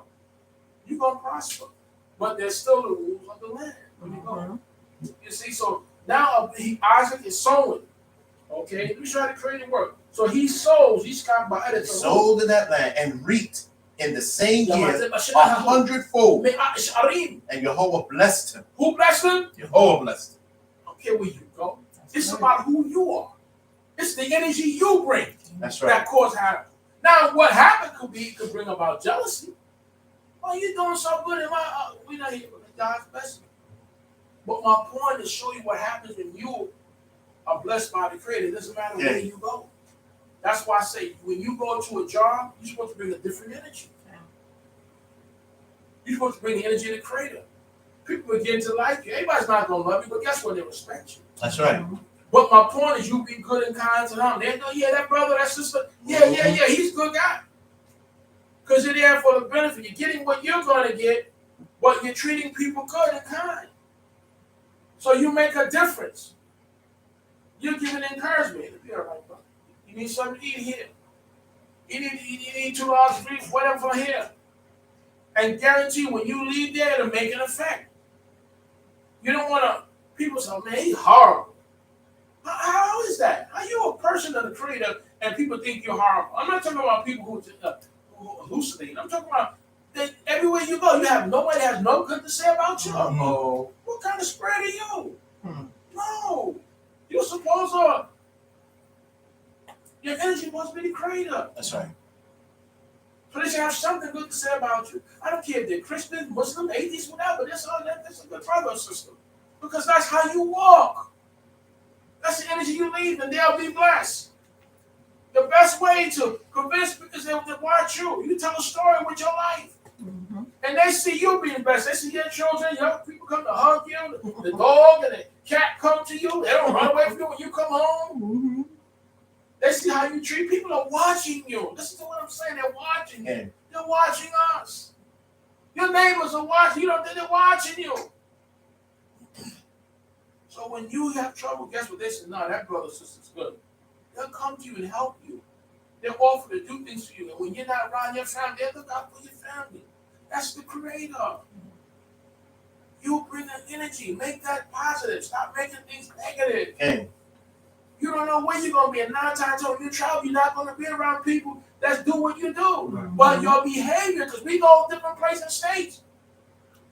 And you want to bring a good light, so when the next brother or sister go, they say, yeah, I know them. Yeah, I know them. Mm-hmm. When I tell you the South, they say, yeah, we know them Hezekiah. They're good people. Give them what they want. Mm-hmm.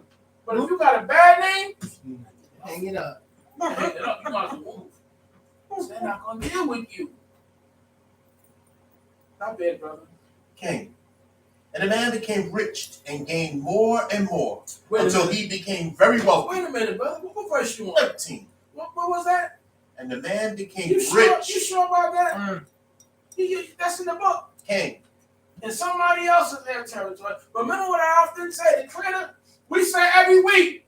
But I remember what I often say, we don't believe what we say. That's right. Because we don't act it. Mm-hmm. We say every week in the prayer that the earth is the Lord and the fullness thereof, the world and they that dwell therein. Yes. You don't act like this is your king. Mm-hmm. You can prosper anywhere. Okay. Anywhere. Talk about it. The earth is Jehovah's. The fullness thereof. The world and they who in it, everyone in it, belongs to the Creator. Yeah. But that's not how we walk. Uh-oh. That's not how we think. He prospered. Okay? Becoming greater. Until he was very great. So now he's building his own wealth in addition to what his father had. He's making his own name, but they created the same God as with his father, with him. That's why they told him to come here, people. He got plans for you. Mm. Man sets a footstep in y'all guys. You may even go to a job and you may not plan, but the Creator's directing you because he got something for you there. Mm-hmm. You might even get terminated because he got something for you better somewhere else. But you don't look at it like that, you know. But then later on, you realize that and it works out because God has footsteps. Mm-hmm. You can't see it because we're short-sighted. That's where the trust comes in. That in spite of anything, stay focused. Because now he's greater and his Yahoo's going to go there because I got something for you. I'm going to bless you there. He can bless you anywhere. Mm-hmm. You become greater than the people that's there. You ain't even been in the job that long. And look how high you become. Look how much cash up you made. Look how much assurance you have. You think you'll be there forever. People go and come and y'all still have you there. Because I always say, if you want to be employed, even in your own business or on the job, Creator is the #1 employee. Mm-hmm. He gives the pink slips. Mm-hmm. People be going and coming, you still be there. They can't figure out why you still there. Mm-hmm. You know why. Because y'all got you. Mm-hmm. Why are you still getting the paycheck? Because y'all had you there. And you still living. And you may not even make as much as me, but yet you survive. Yet you survive. You eat okay. You live. They're trying to figure out how do you do that because of the blessings of the Creator. You walk the walk. That's the walk. So he's great now. Go ahead, my brother. King. For he had possessions of flocks. He had a big name. And possessions of herds. Wait a minute, I read this before. I read this from Abraham. That's right. See? Generational wealth. Own it, control it, pass it down. Experiences, teachings. I want those blessings to pass down. So now he had nicknames, flocks, he had zones. He had sheep, he had mikneh, herds, and bakar, cattle. That's the big boys, the cows. Mm-hmm. The big boys, of course. He had everything. And he also has great store of servants. You know what I'm saying? LLC, corporation, like his father. Multiple streams of income.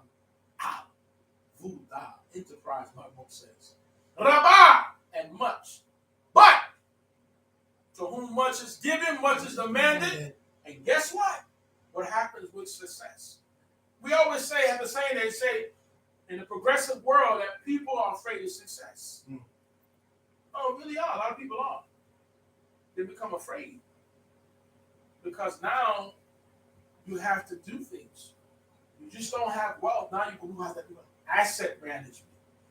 Protection. Those 318 men, as I said last Parashat, they had to protect Abraham's wealth. Because they're not putting their wealth in nobody's bank. That's going with them in those wagons and whatever. You understand? Outside the land they own. So you got bandits then and bandits now. That will take what you have. Now they take online, so they have digital, and you got to understand that. So now what happens, this is what happens comes with your success.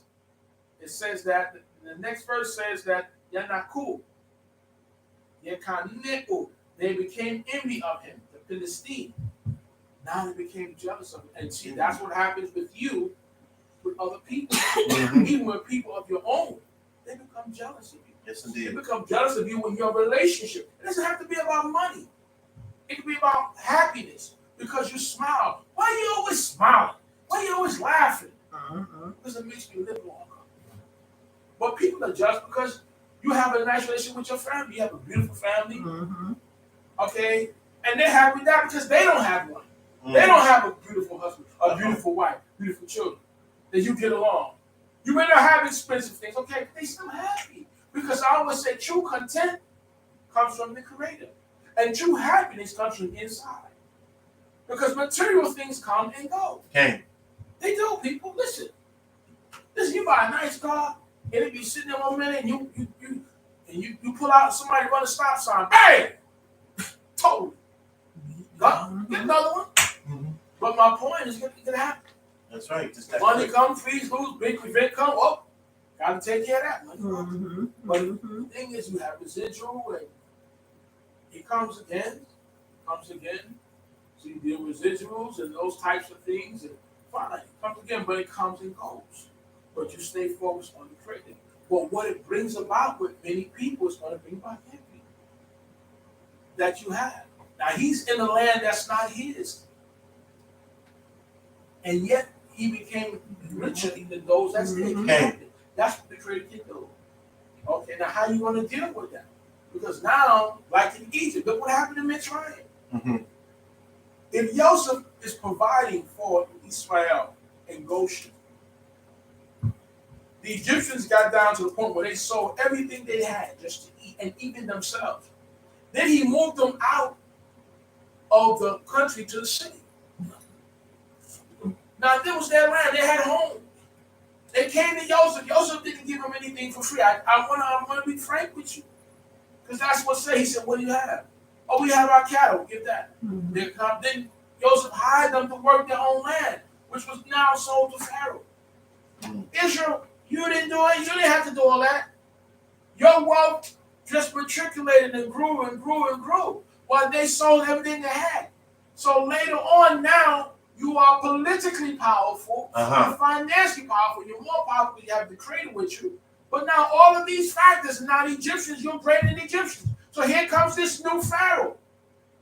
What's going on here? Now you're both black people. But he knows that these are not his people.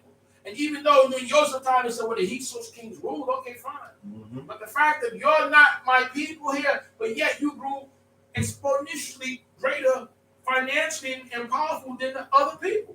So it became a problem. But guess what? So the new king worked on that. And what shows you, and as people we were invited in, became guests, but that changed. So now that wealth diminishes. And now what happens? So up here, you're on a social status, but that can change. So now all of a sudden, now you become slaves. You become part of Abdu. That's not how it was. No. Situations can change. That's what I'm saying. And of course, they got greater than Egyptians. Because Egyptians sold everything they had based on what we read. So that can cause a problem. So now we read about this. Prior to us getting to that, the Philistines were envious of them because people grow envious of you. So you have to be aware of that wherever you go, on your job, in your neighborhood, and so forth. You know, sometimes you may not want to show everything. And please don't tell everything. Okay? All right? Don't tell everything. All right? Because even your friends who you think are friends, whether you're, listen, this is a part of Torah that says, whether you're a son of the covenant or what, or not the covenant. That's in the prayers. Why do you think that's there? Because your own brothers and sisters who are supposed to keep Torah with you become envious of you and jealous of you, just like Joseph and his brethren. So you must be aware of that and understand. And I think the worst case scenario may be when you're sleeping with the enemy. Uh-oh. You know what I mean? That's deep. When a husband and wife become like that, enemies judging each other. You can't, because it's one house, it's one team. That's right. We pull together. But the fact of it show you, even in this, that they got envious of him. What happened, my brother, from there? 15th verse. For all the wells which his father's servant had dug in the days of Abraham, his father, the Philistines had stopped them up and filled them with earth. So which means that in his father's days, his father had, it didn't say that Isaac had this great military. Okay. Maybe he did. But the fact of it is now, in all the wells that his father, we read about what his father told Abimelech about a well. But now in Abraham's time, it was well. Remember what I often say? That the relationship you have is not the same relationship that necessarily your children are going to have with certain people. That's right. They may say, okay, you okay with your children. So you try to set things up for your children that they have great relationships with the systems or with people. So when Abraham days were there, they're okay. Abraham had a problem with it. Well, he talked to Abimelech about it, but it seems like the other wells were fine. But now, since Abraham would be deceased or not in the picture, that can change. So it doesn't mean that you have a good relationship. You may be good with me, and certain things, but now my children come along. They got, well, that's the relationship you got with pops. But that's what happened in generations. And that's why Dawid had told Shlomo what to do, who to be kind to, who to go after. You see? Because children, the next generation may not act like the parents. You don't know. So that's why it's written in Mishlei, it says, you don't know whether your son going to be a wise man or a fool. You brought him to school, you taught him, but that still he may act right later on. So now what's happening is that you know the history of it, that in the days of Abram, he had these wells. Okay. So guess what? These wells were passed down. I'm going to say generational wealth. To Yitzchak. They're passed to Yitzchak. He's running a family business. That's what you're supposed to do. Run your family business. All right. But the Philistines filled the wells. They was in the well business. We all need water. Abraham knew the essentials. Food and water. He had cattle. So cattle business, water business, hey. Educational business. All right. But the Philistines became envious. But it's the Creator who prospered it. So I'm saying that you got to know that when you prosper, that everyone is not going to love that you prosper. Everybody's not going to love that you smile. Everybody's going to love because they say, you know, ain't nothing wrong with you. Why ain't nothing wrong with you? We all sick. Why did you get sick? You may have to profane that you're sick. Because people don't like when you're well. Why he didn't get sick? Why she didn't get sick? You see? Now that puts you on the opposite side. But here, they were upset with him. So, it says they covered the wells with they filled them back up. That's hate.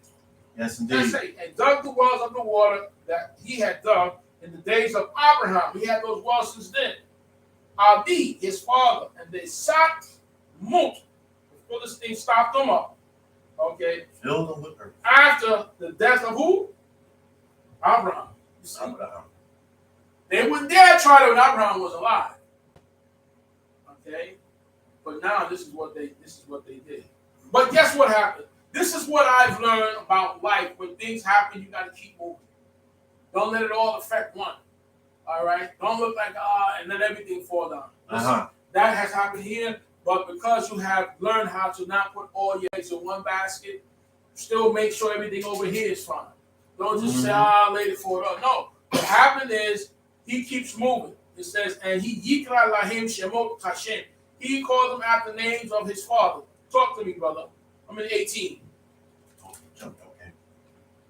And Esau dug again the wells of water. Let me go back. Go back to where we should be. Okay, 16. 16. Not bad. And Abimelech said to Esau, right, go from us. Uh-oh. For you are mightier than we. Look, you understand. Now, Abimelech is really the title of a king, like Pharaoh. Okay. That Abimelech of that time. But he says, listen, he says, Abimelech, Amar, you are made of Abimelech and Yiscah. Let me imanu. Go from us. Why? Azamta himenu. You are mightier than we are. You're wealthier than we, and you're politically strong, because with wealth comes power and all the political struggle. But maybe it's Yahweh giving him that power. That's the key. Amongst them. Don't tell me what you can't do in America. Anywhere you go, you can change this level. And but you're going to do it with the Creator. Talk to me, brother. 17 says, and Esau departed from there. Guess what? He didn't argue with him. He didn't say, yeah, listen, but you guys, man. No, he said, no, it says, Yelek. He said, I'm out. Okay, you know what? I'm not going to fight with you. Well, you let Mishan Yisra, and then he did what? Left from there. And he departed from there and pitched his tent in the valley of Gera. And lived there.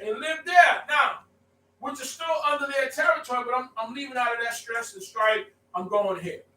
He could have fought with them, but no. Look how he's going to deal with it. Because remember, the Creator still dealing with it. Continue. Okay. And Esau dug again the wells of water. Here's the key, people. Here's the key in this lesson here. Okay. He left from there, went to Gerar down. And Yashab Yishkak. He dwelt there, and then Yakapor and dug the wells of Mayim, Kafru. Okay. He dug there like here. In other words, he didn't stop. See, my point is this. Don't let people stop you. This may stop, you keep moving. Don't stop doing what you're doing if it's progressive for you. Okay. You're always going to have haters. In the streets, they say if you don't have haters, you ain't doing it good enough. You're going to have that. That's right. In Israel and out of Israel, you're going to have people haters. You're going to have that. Don't everybody like what you're doing because you're progressing in what you're doing. And people want it to be done. You know, I'm saying, for unless I get something. You know what I mean? But you're supposed to wish the next brother or sister well. Yeah. You're supposed to say, listen, brother or sister, I didn't do it, but here's the baton. You go ahead on. Yeah. That's right. You're supposed to be able to push them on like Eli told Shemuel, and go ahead on, in a sense. Tell me what God told you. He said, well, he's God. But he could have did like Solomon did. He didn't. Then between Eli told Shemuel how to answer the prayer. That's right. He knew the Creator was reaching out to him, but he could have deterred him. That's right. But he didn't. He said he didn't say it anyhow. Speak on it. He went back. He said that. And the Creator told Shemuel what the Creator was going to do to Eli. Mm-hmm. And I respected Eli for that because some people, if it's not for them, hey, if I ain't going, nobody going. They whip everything down. No, it's not like that. You're supposed to be pushing with the next person or the brother or sister. Not if I ain't in it, ain't nobody get. No. Eli told him what he was supposed to tell him. Now the difference is King Shlomo, the man who wrote some of the Proverbs, tried to kill him based on what we read. Rehoboam. Jeroboam. Tried to stop him. And he knew that God had told him, I'm going to split your kingdom and give it to your servant. And he tried to stop that. If Yah's doing it, why would you do that? I mean, think about it. That's why I often say to people, I don't care how much wisdom and knowledge you have. It's nothing if you're not doing Torah. You can know Hebrew backwards and forward. You can quote prayers back. But if you're not close to the Creator. That's right. And it's not the words that we read in Mishnah are great. We can use them. But you got to use your own stuff. Right. He said he committed folly, no? Do you know that it's recorded that Shlomo died at 60? For a man with all that cork mouth? Shalim, come on. But his father, Shalim, 70 in his 70s. So, I guess that was his great long life. So my point is that you can have all these things, but it don't mean it's going to save you. It's what you know, what you learn. Is it helping you in your life towards creating your people? This is what I'm saying. Because a lot of you got many books out there. But what is it doing to build your character to make you a better person to the Creator and to your brother and sister and to the world? Yes. So having it is just not enough. Having degrees is great, but it's not enough because a lot of you still don't have no funds, no job, no employment. Knowledge plus application equals success. If you can't use what you've learned to benefit you and your people, what good is it? Mm-hmm. Education is supposed to be used to help you and your people solve their problem. But see, you solve other people's problem, but not your own. Mm. So how good is it helping us? So yes, you can have all these things. Yeah, but all these things, and you can't say, like some say, well, I don't have no money, I'll be in better shape. You was the richest person ever lived and will never be. You had gold, silver, you had wives. So what's your issue? Mm. Because those things became your distraction. And you focus more on the women and their gods and their things. And that's why God said, yes, your wax, fat, and cake. When your houses and gold was multiplied and your silver was multiplied, you should not forget the Lord thy God who gave you power to get wealth. Mm-hmm. See, Sean read all that back then. He know that. But because you read something, it has to be in here. But yet, he's the wisest man. That's right. But yet, with that wisdom, he offended God. Mm-hmm. So I want to tell you, no matter how great you get, you always got to be humble to this Creator. With all that wisdom. I've seen great men wall in the street on crack. Mm-hmm. Do you understand? I mean, great men, knowledgeable men, ministers, understand, and then wallowing. But they can't affect you. You got to live this. That's why I say it's a challenge all the way through. This man wrote great words. But today you might be great, but as one said, what happens won't be tomorrow. He went off greatly. Even Yehu, a man who God told to go kill all these people, wow. You know, he himself got involved with Baal. And he said, I'm not going to kill you right now because you obeyed me when you did what I asked you to do. Uh-huh. But yeah, you got involved with the people, with the crime that you kill people for. Uh-oh. So I'm saying that Ivri and books are nice, but more important is the obedience of the Creator. Utilize those books. I hope they help you become a better person. Yes, indeed. Be righteous to the Creator and to the world. Not bragging about how much you know. It's not about that.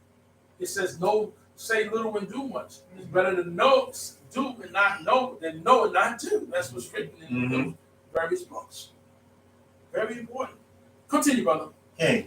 In the midst of that, 18. 18 says, for the Philistines had stopped them up after the death of Abraham, and he called their names after the names by which his father had called them. Okay. And Esau's servants dug in the valley. So now you understand they're talking about his servants now. He had workers. He was an employer like his father was an employer. He had residuals and dividends. That's what it's about. Look at our forefathers. That's why I asked, do you know who you are? Do you know who your people were? Because evidently you don't. Uh-oh. You don't know who they are.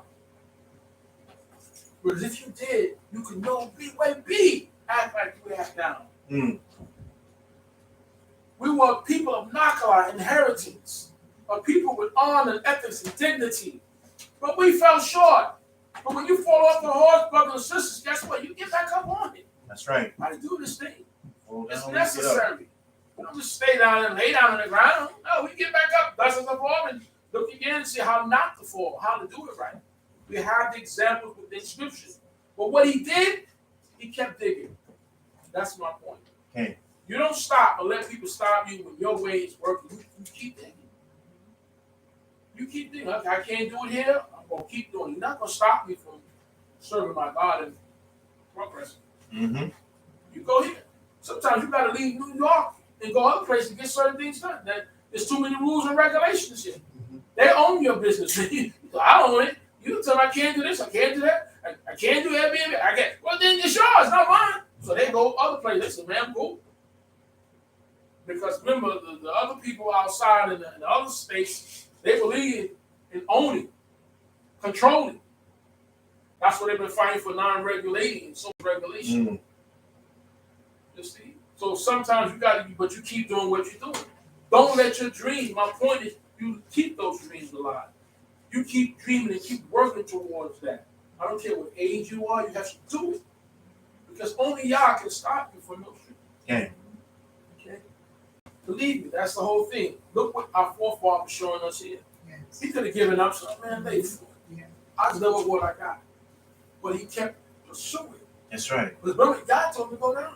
Kept pushing forward. But when Yah tell you to go, it doesn't mean everything is going to be perfect for you.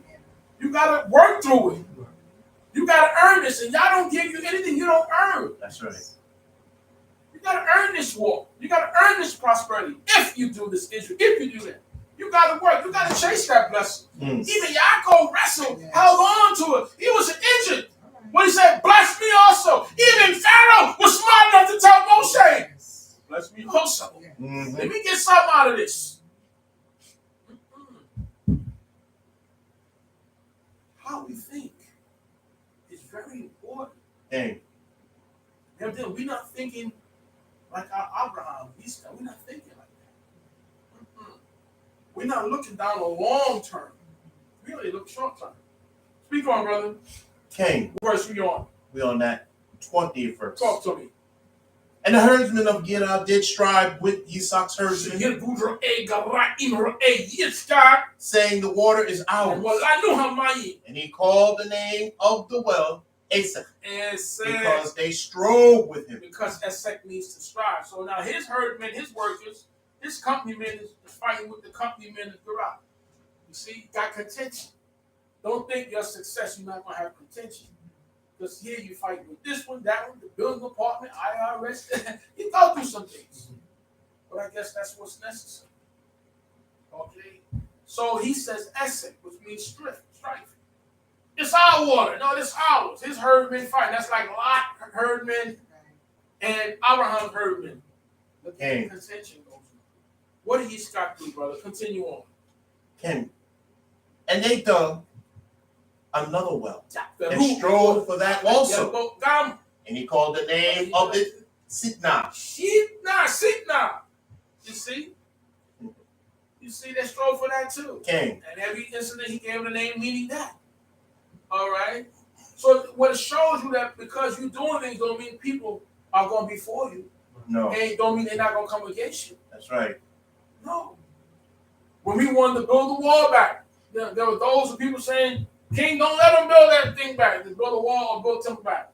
Even some of our own people was against it. Mm-hmm. Just like I often say, the same with the war, the Civil War, there were those who fought on the Confederate side. Yeah. That's right. Just watching the picture the other night, Lee, something, brother who fought in the war on the Confederate side, he became a sheriff. It's a picture that's out of very good. Lee Brave, I forgot the name of it. It was real good. It's a hit picture. But it just shows you. But he flipped. You know, how could you fight for that side? He did what I guess he had to do at that time. But my point is that you're going to have opposition. Whatever you do, a little bit. So just focus on the Creator. Continue on, brother. What verse you on now? We're on that 22nd. Talk to me. And he moved from there. See? And dug another well. And for that they strove not. And he called the name of it Rehoboth.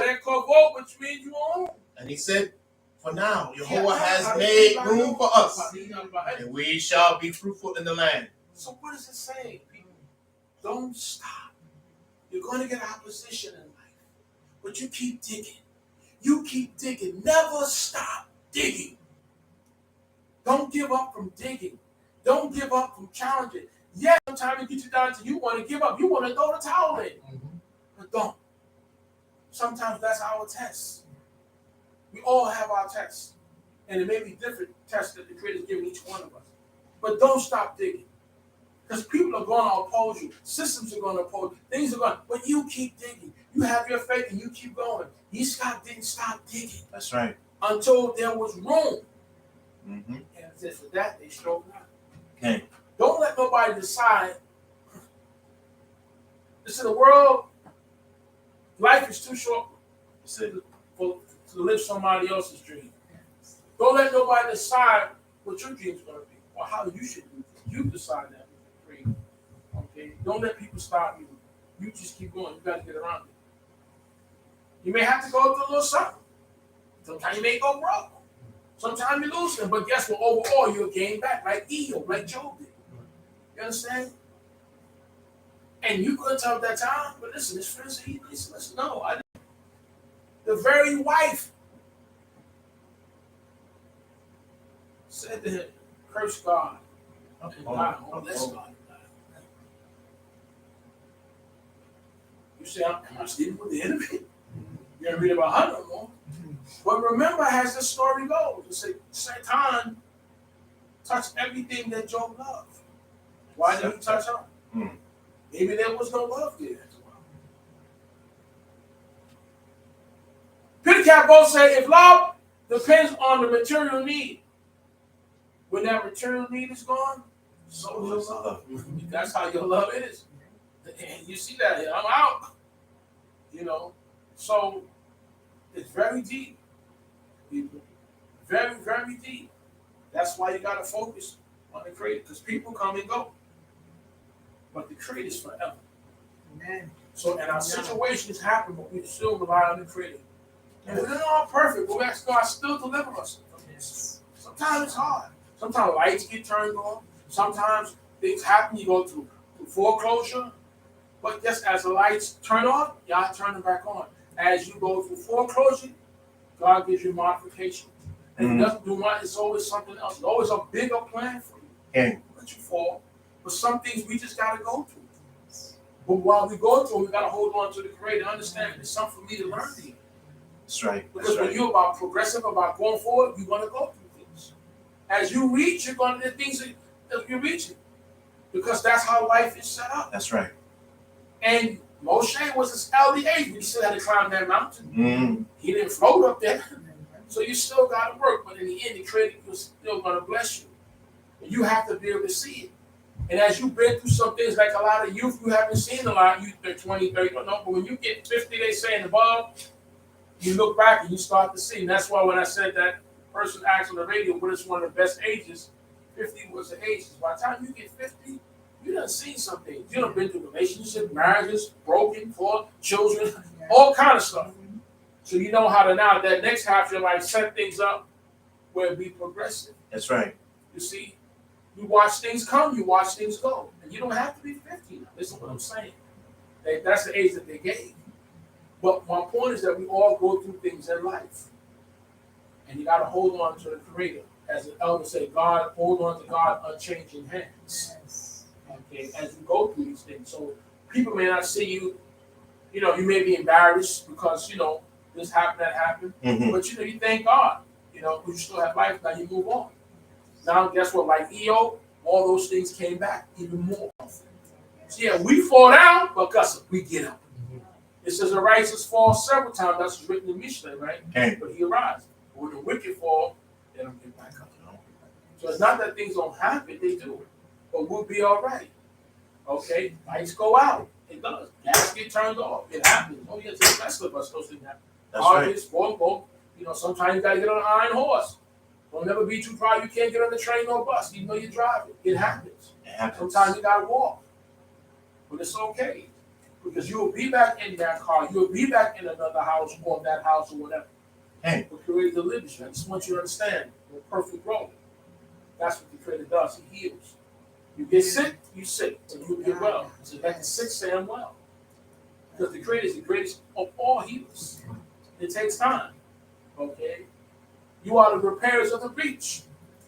Okay? So it happens. God bless, brother. Next verse says. Okay, and he went up from there to Beersheba. And Jehovah appeared to him the same night and said, I am Elohim of Abraham, your father. Go ahead. Fear not. Fear For not. I am with you. I'm with you. And will bless you. I will bless you. And multiply your seed for my servant Abraham's sake. You understand? When you go through things, you have to remember that. But I know it's hard that we're going through our little travail. We all have them. Do we got to know what he told him? That I'll bless you. I'll bless you. In spite of it, you're going to be okay. Go ahead, brother. 25. And he built an altar there, and called upon the name of Jehovah, just like his and father, pitched his tent there. And there Isaac's servants dug a well. Okay. See? You don't stop praying and praying. You go through things. But you still keep praying. That's right. You keep serving. I'm going through this. I'm down. But I'm not. And he built it all. You've been misbehaved just like his father. And guess what? Now, even more, Yikru Sham Abde Yiskak. The servants of Yiskak, his employees. He still has his company.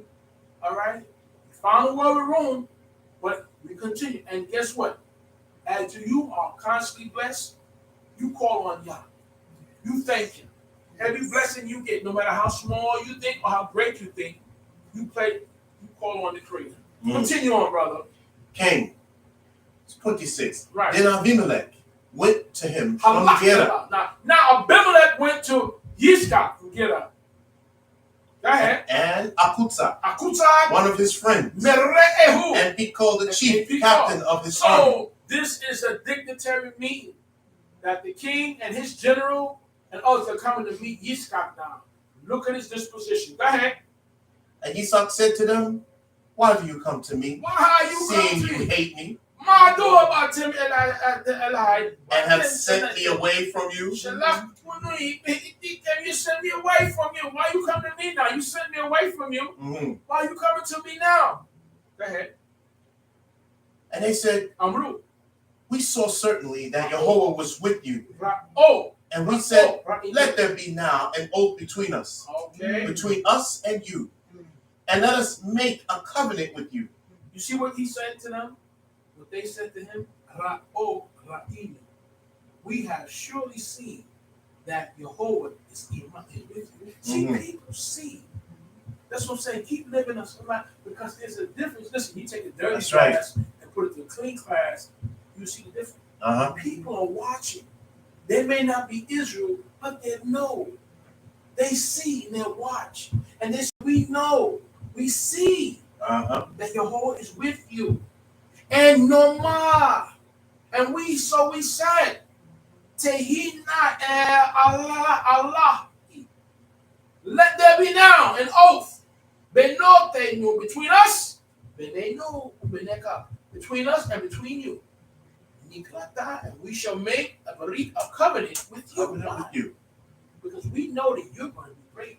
And you're going to have power. Power maybe to destroy us. Well, we want to make peace. Not only for us, for our posterity to come. We don't want you to take up, to hurt our children either to come.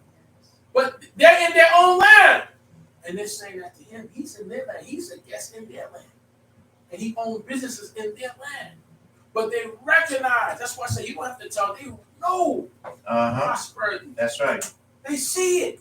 They see Yah over him. And Yah's moving with him. You don't have to, God is with me. I'm going to do all that. People know. They see. Okay. 29 says, that you will do us no hurt, as we have not touched you, and as we have done to you nothing but good, and have sent you away in peace. We done you nothing but good. You are now the blessed of Jehovah. And now you become, see, we didn't touch you. We didn't do nothing to you. We sent you away in peace. Okay, that's how they see. They ain't looking at, well, the wells were taken from him, We did send you away in peace. We could have just took what you had and gave him whatever. Okay? No. It says, lo, we have not touched you, and just as we have done with you, only good. Okay? And we sent you away by shalom in peace. Ata baruch Yehovah. And now you are the blessed of Yehovah. Why? Because he didn't stop digging. Never stop digging. That's right. In spite of what opposition comes, never stop digging. Keep serving. Keep moving forward. Keep praising Yah in spite of your suffering, your sickness, and what you go through. There's so many things we go through. That's right. Physically, spiritually, our mind, mental, our finance, everything. But keep digging. Keep serving Yah. That's right. Because He is the deliverer. Yes. Well, man, what a deliverance we need.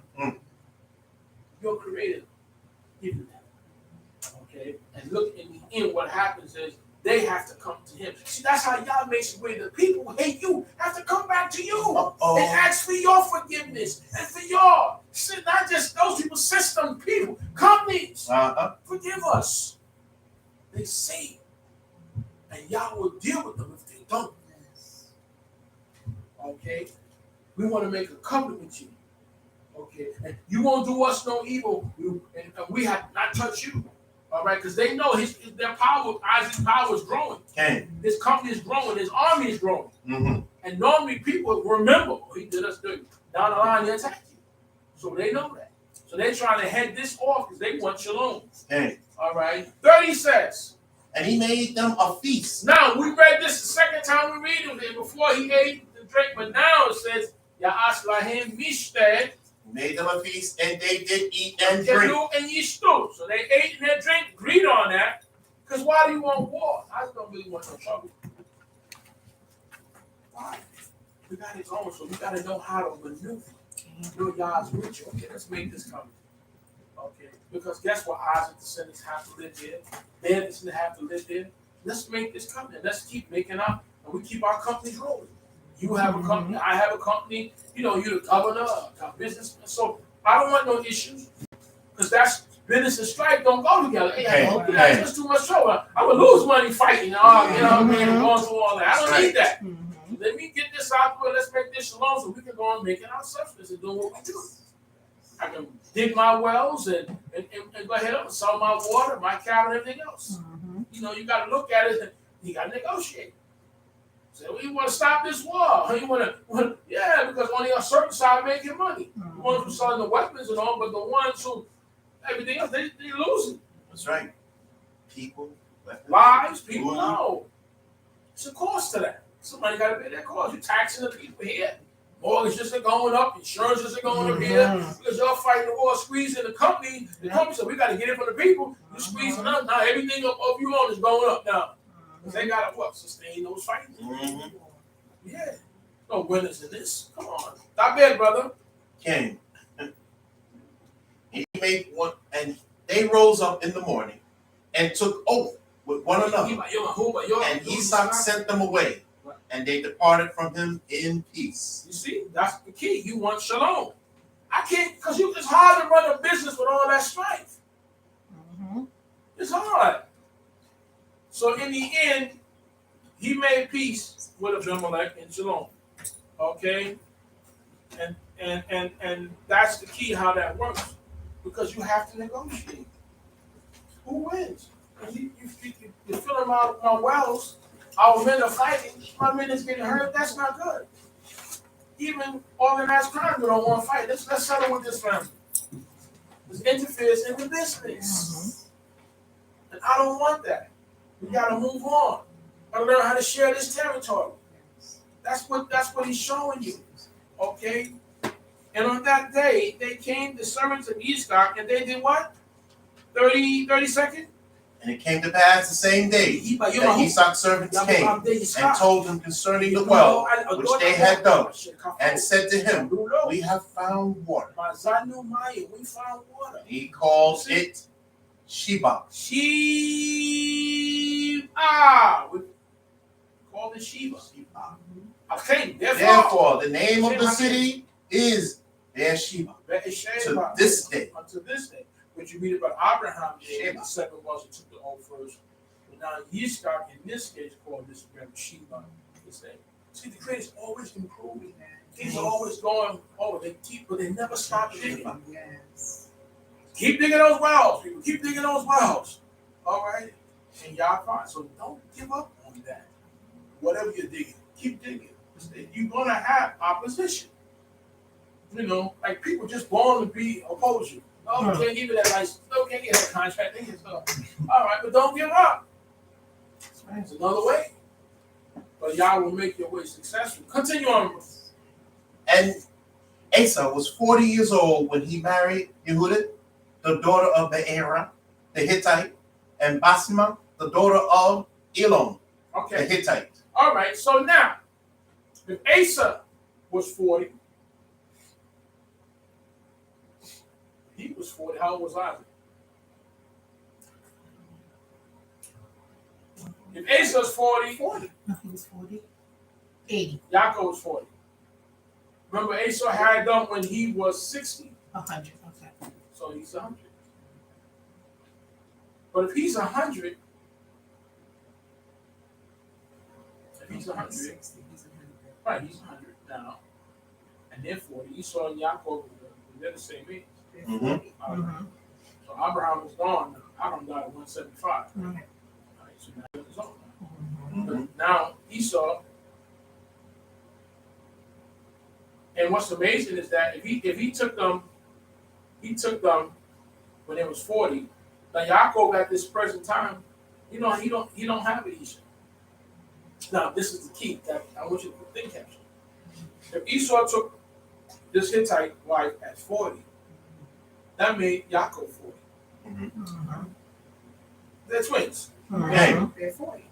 So later on, when Yaakov leaves home to go, apparently he's running from his brother, but apparently get a wife. He around the age he leaves home. I just want you to think about it.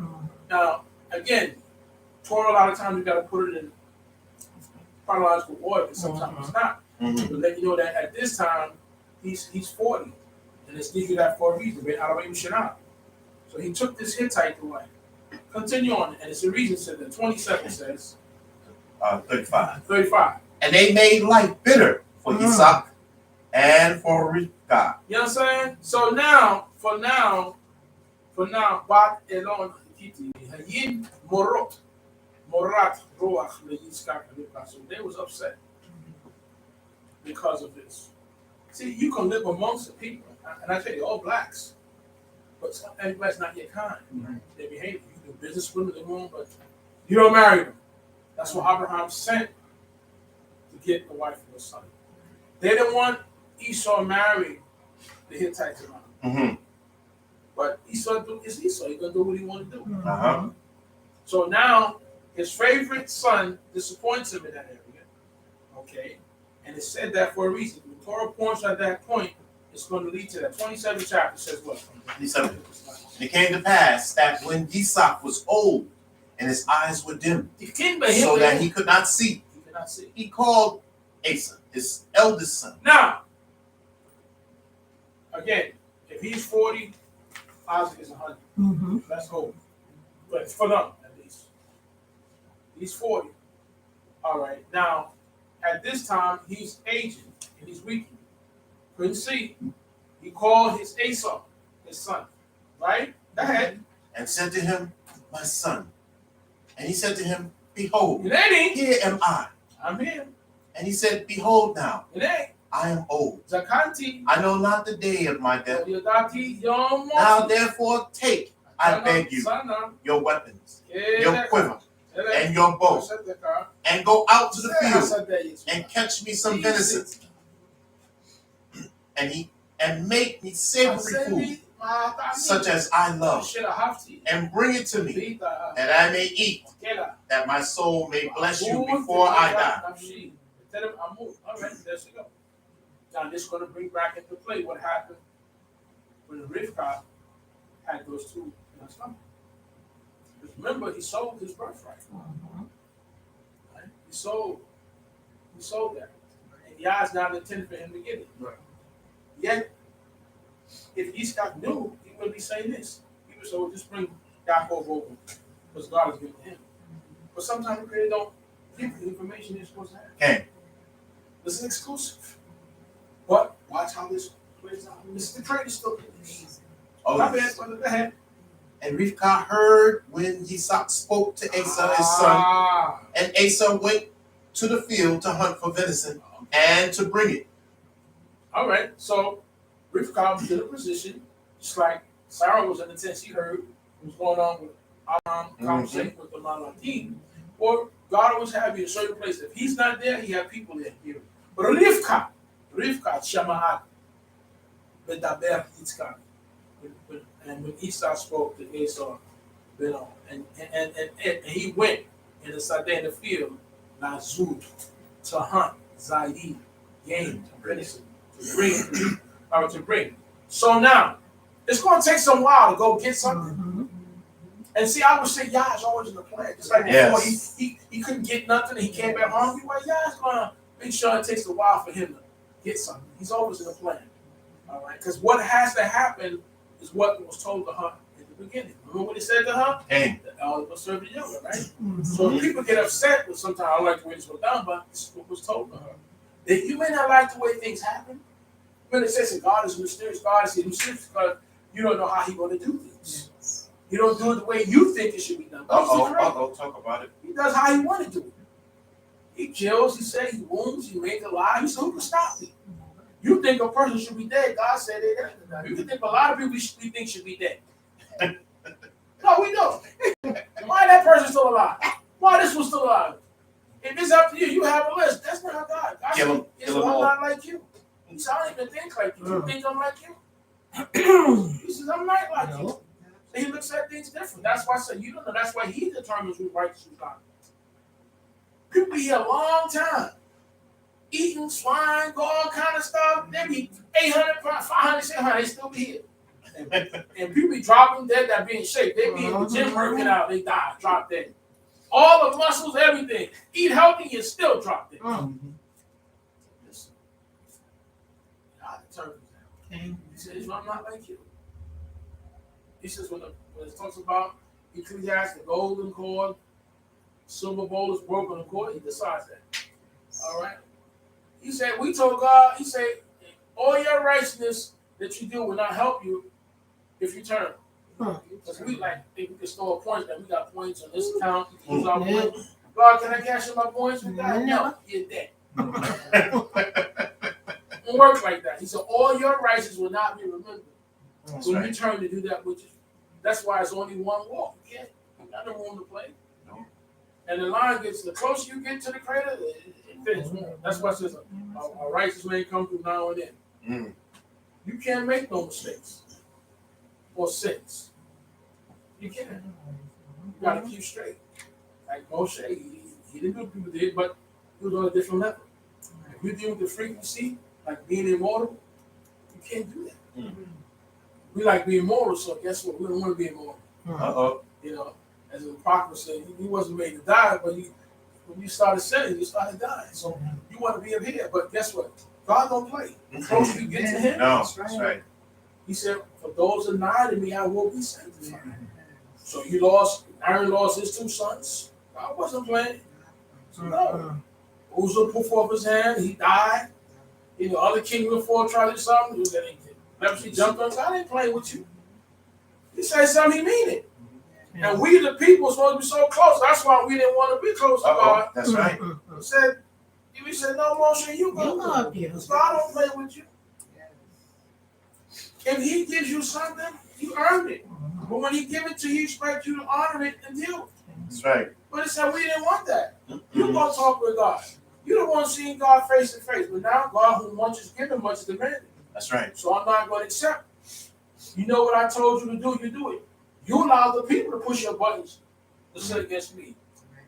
You know who the people are. You know what they do. I don't expect you to be like the people. That's right. You see? Because you're on a higher level. I often say that everyone is not on the same level with the Creator. Only in man's world, he said all men are created equal. And he don't believe that. Because they even call us 3/4 or 3/5 of a man. In God's world, no, everybody's not equal. There's those who are close to God, but those who are nigh to me, that's what he had to convey to Miriam and Aaron. I have a relationship with this man. And you should have been afraid to talk to him in that manner. I didn't say anything about what he, so what are you? It doesn't matter if he's your younger brother or sister. It doesn't matter. When God gives you somebody, And you better be careful about how you deal with people close to God. That's when they get you in trouble. Because you read that doesn't mean, listen, if these people are close to God, male or female, leave them alone. Let y'all deal with it. You mess yourself. You can't fight for somebody more righteous than yourself. Okay. You better go talk to the Creator. So, because when you develop that type of relationship with the Creator, it hinders you into doing things wrong. That's why we don't want to go. We don't want to see y'all face to face like Moshe. Talk face to face, should I say? Because you already know He's not accepting that foolishness from you. You can't turn around and outdo. No, I'll kill you. That's the reality of it. And you are God's kingdom of priests, His children. So you're going to get beat more. And that's why it says, Israel, you have paid double for your sins up in the scriptures, right? Because you knew better. As a family, you are the only nation I know, is written. I know individuals from other people, other nations, but not a whole nation. That's why Balaam was able to talk to the Creator, but through Susan, but that's an individual. Children, those are individuals from there, not a whole people. That's right. A whole people. You heard in the mountain. So I'm expecting more from you. That's right. So you're in it. This is like the mob. You're once in the family, you're always in. You might say, I'm out the family, and like the guy said in the picture, he said, I don't run with him no more. I'm not with. And the Irish guy told him, you don't know. I don't know if they ever told you. Once you're in, you're never out. Well, that's how this is with God. You're never out. You can change your name. You can run away like we tell our children, but guess what? Y'all is still looking at you. And He's going to deal with you. We pray that y'all don't take your life. Yes. But you are born in the covenant. From the hue of wood, He said that even those that are not here. That's right. Even those that are not here. Don't matter. You can't get away from this. Okay. So we ask y'all don't take your life. He got to have to spank you. That's what I'm saying. You can't get out of this. So when we get closer to the Creator, He demands more. You have the power, the ability to talk with God face to face. Now, whether you do or not, that's not up to me. That's between you and the Creator. And that's why you must build your relationship with God. I don't know how you're going to get with Him. I'm working on mine. You bring your children in, you can't save their children. They have to save themselves. You pray for them to take hold of this. But they may get closer. That's why you read in the various books with the kings, this king was closer, the 2 generations, his son is wicked. It all varies. It all depends. That's right. But where do you want to be, as we were saying, on that spiritual total? But where? That's right. Up here, on a higher frequency. But remember, to whom much is given, much is demanded. That's what I'm saying to you. You can't play with this. You got to understand the deepness what the Creator is dealing with. So where would you want to be? Nasi finishes out in this 6th verse. 6th verse says, And Rivkah spoke to Yaakov her son, saying, Behold, I heard your father speak to Asa, your brother, saying, Bring me venison and make me savory food, that I may eat and bless you before Yehovah, before my death. Now that death is not going to take place now. 20 some odd years. But in fact, remember I said to do that thing while they're alive, not when they die. Ain't worried about being no will. You ought to fight over a challenge. I'm doing whatever I'm doing right now.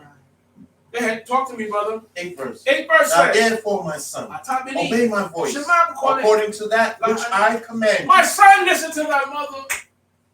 So we're supposed to happen. No, it's God's will. That's why she went through everything she went through, and she found out. She did her Darasha to find out what was going on within her. And she was told. It's hard for us to keep things from their husband, but some things you have. Like I say, sometimes maybe you find out things later on about your children. Oh, okay, fine. Okay. So obey me, Benny. Do as I say. Do. I heard. All right. This is what goes on. Babel.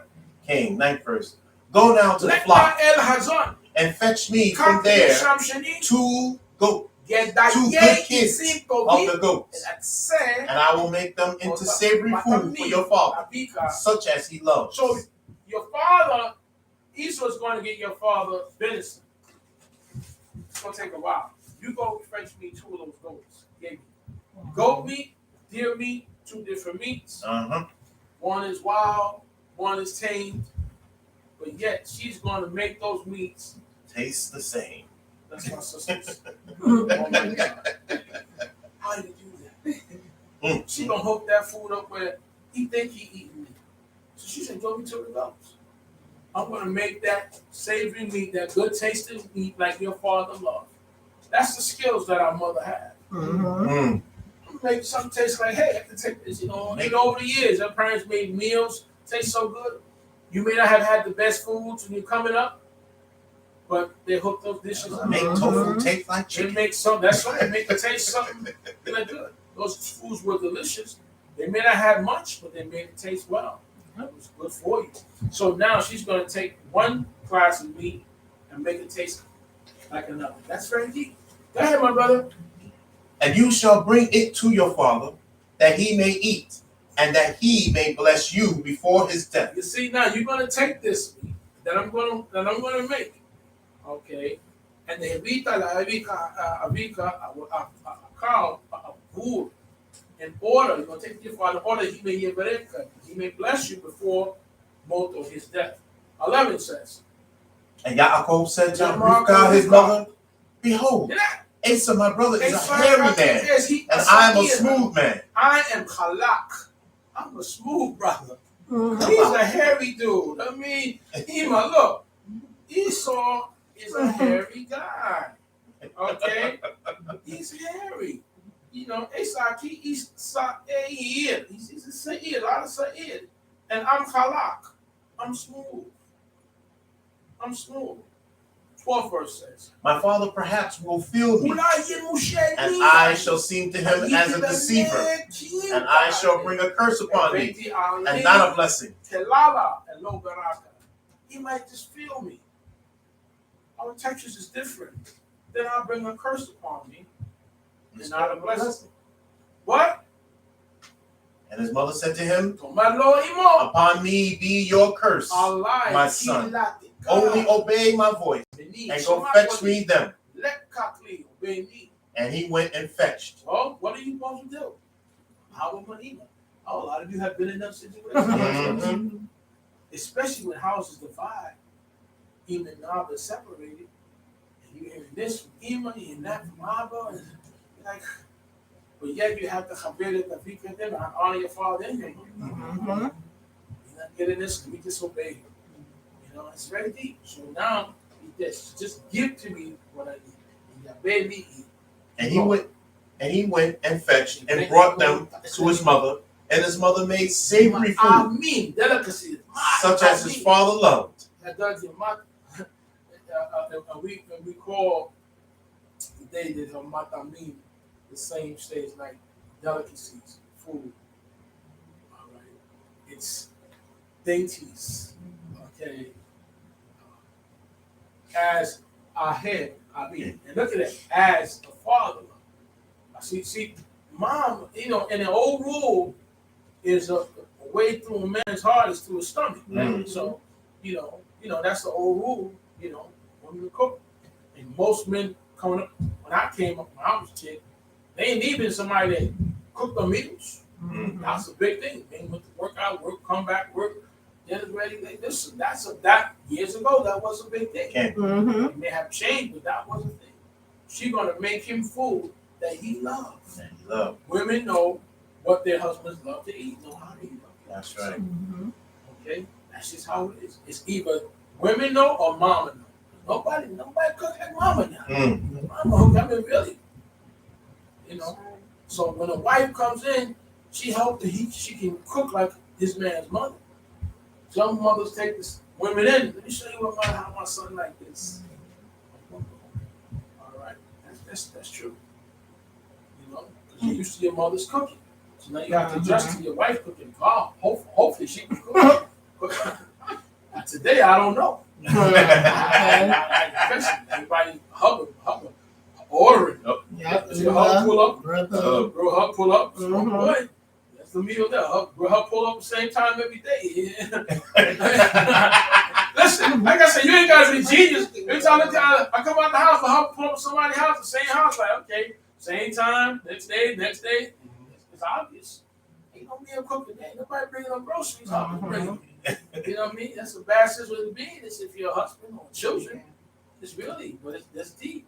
You know? And expensive. So back in the days, 85% of the food was eaten home. Now it's 85% of the food now is outside. That's deep. So that other 15% is in. So everybody's running around with all kind of sickness. I guess so. I guess so. What's in the food? You know, very deep.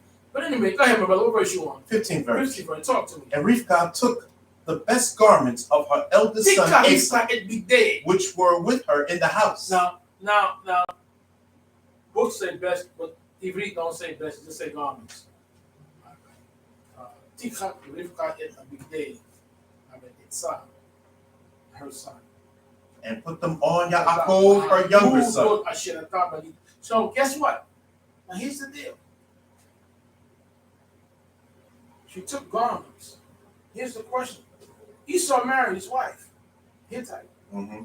Esau is really not there. He come to deal with his father and mother, but he don't with them. But here's the key. Most men, I'm gonna show you how life cycle works. Always leave children, always leave close home with their parents. They have a room. And they moved on, have their own families. But they come back, well, who's in my room? You don't live here. Okay. You live here.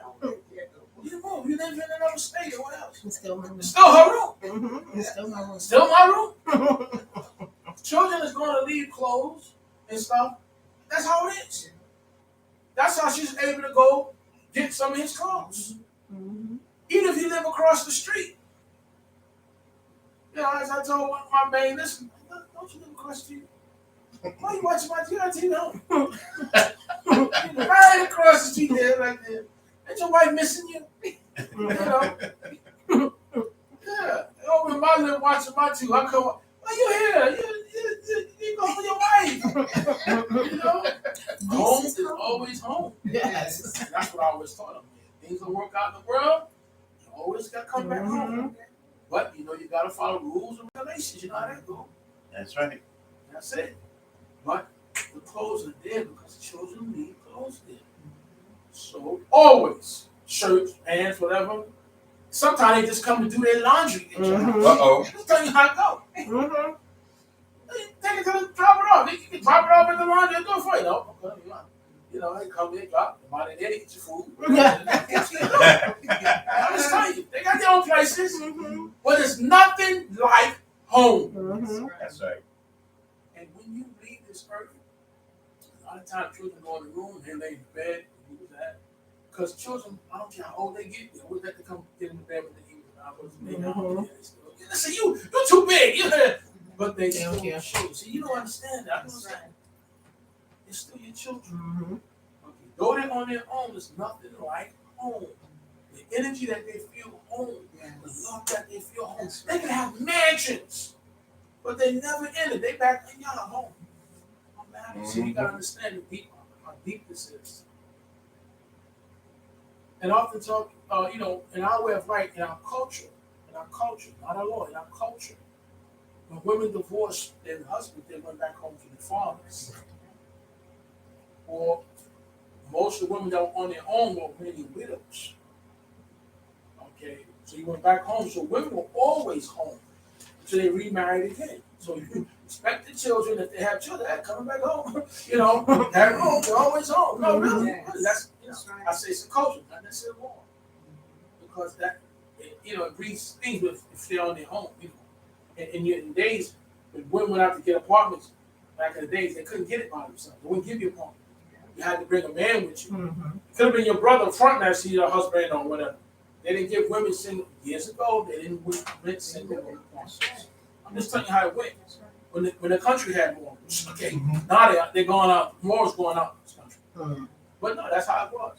They wanted an order. They wanted to see a man and a woman. Okay, that's how they did it. But I'm just showing how culture works. Okay, so here she would go back home and be home with her father. Okay, or if she's a widow, that's why when it comes to a vow, and the woman will have vow, what Torah says, in her youth, in her father's house. If she's older, it's different. But if she's a youth in her father's house, and she makes a vow, her father can annul the vow. And when she goes to her husband, Because you went from your father's house to your husband's house. If he is the vow, and he can annul the vow, all right. But it says every vow of a what? Of a widow shall stand. will stand, because she's out on her own. Okay, but that's in the father's house and in you, because you went from your father's house to your husband's house, and whatever happens is on him. That says, I know the vow. So he'll carry that weight. And that's his culture. That's what happened. Mm-hmm. So it's very deep when you understand it. Now we run society different. Okay? It's a little different than societies run. You go out there, you get your own place, but that's not culturally what we did. So we got to understand that's not always a great thing, because it leads to other things. Okay? So that's how the systems work. Give you some more, brother. 16. So our point is that in that case, that the clothes were always home. So don't be surprised. I always say my basement, everything. It's not mine. It's my children's out there. Everything in there is theirs. Friends, everything is still down there. Look, they leave everything in. You better not just one day. They go, where's my? Well, that's 30 years ago. Why that should be? Really? Where's my rope cue? Yeah, all that stuff out. That's not mine. So I can enjoy my dungeon again, my man cave again, that they left behind. Because they leave clothes and stuff behind. So that clothes that's left behind, Rivka's going to use to put them on her son. Because here's the thing.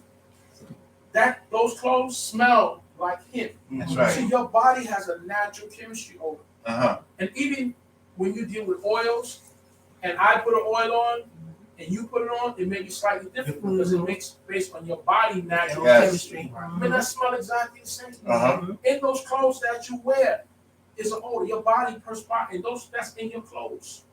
So whatever outside Esau smell like, outdoor, whatever, that's what his clothes smell.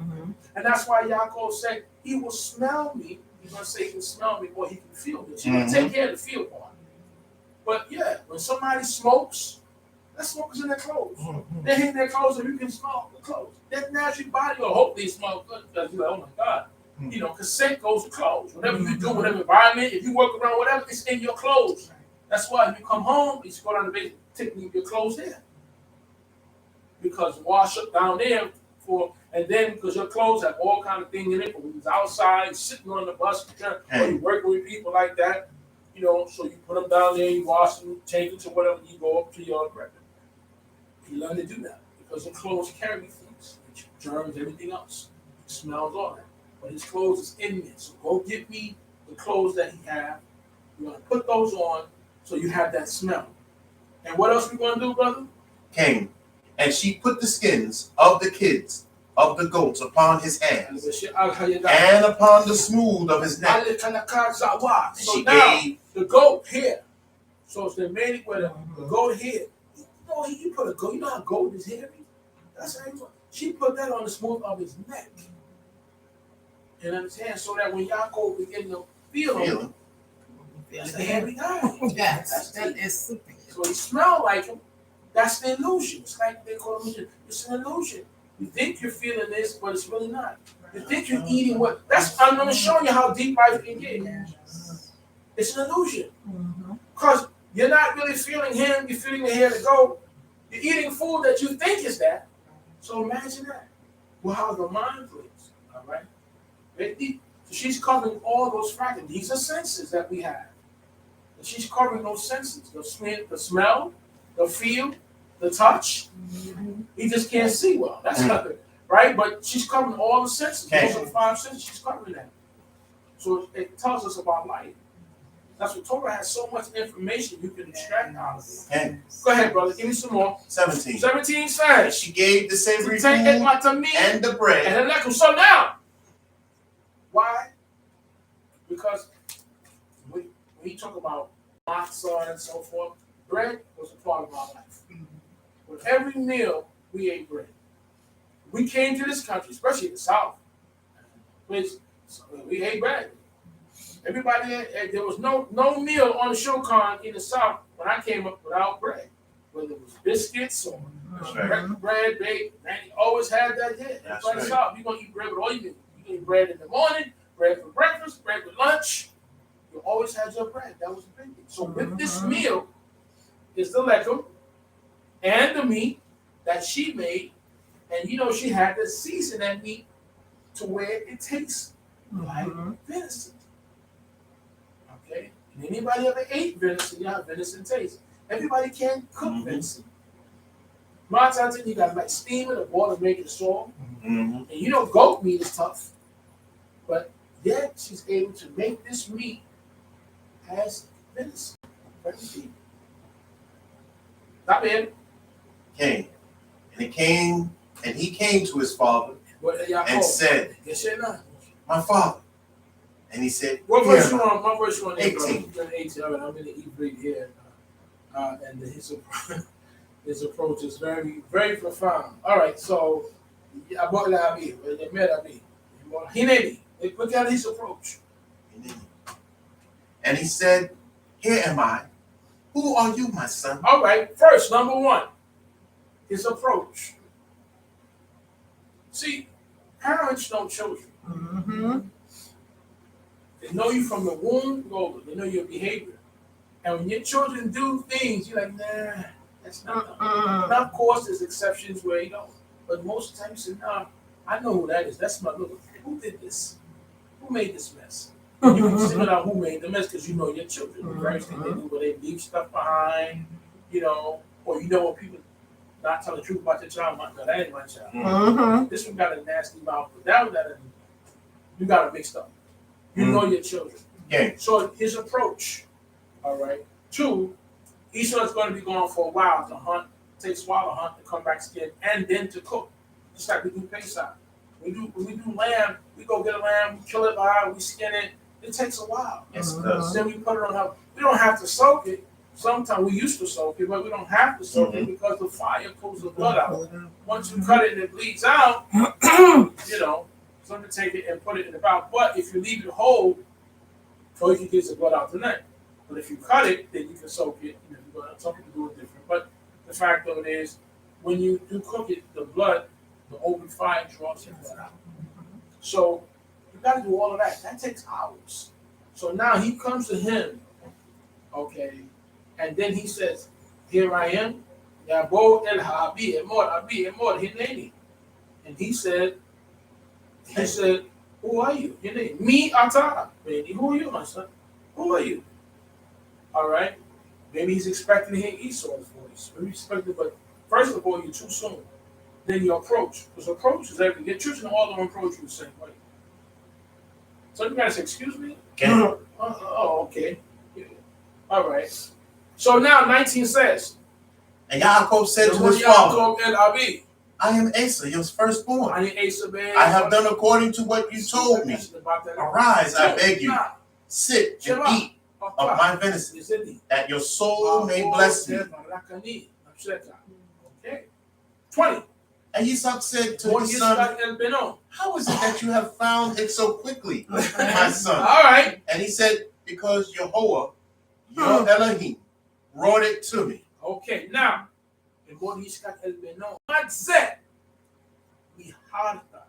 how is it that so quickly, you find, Benny, you found it. He Yehovah, that Yehovah made it happen. That's what it's actually saying, please, before me, to me. Now, look at this. That's something Esau would not say. That's the key. Esau will not use the term, God gave it to me, God made it happen. He's a worldly man. Right. So that is what is going to alarm Yitzchak. Remember those words. How you respond, you know your children. Okay. That's not a word, that's not something that Esau would say that. There's all exceptions, but no. So that's going to alarm him.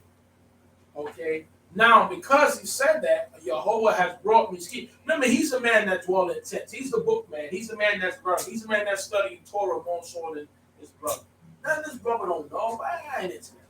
That's not his phrase. So now that caused alarm. So more 21 says, and he said to Yaakov, come near, I beg you. that I may feel you, my son. Whether you are really my son, Asa, or not. You understand?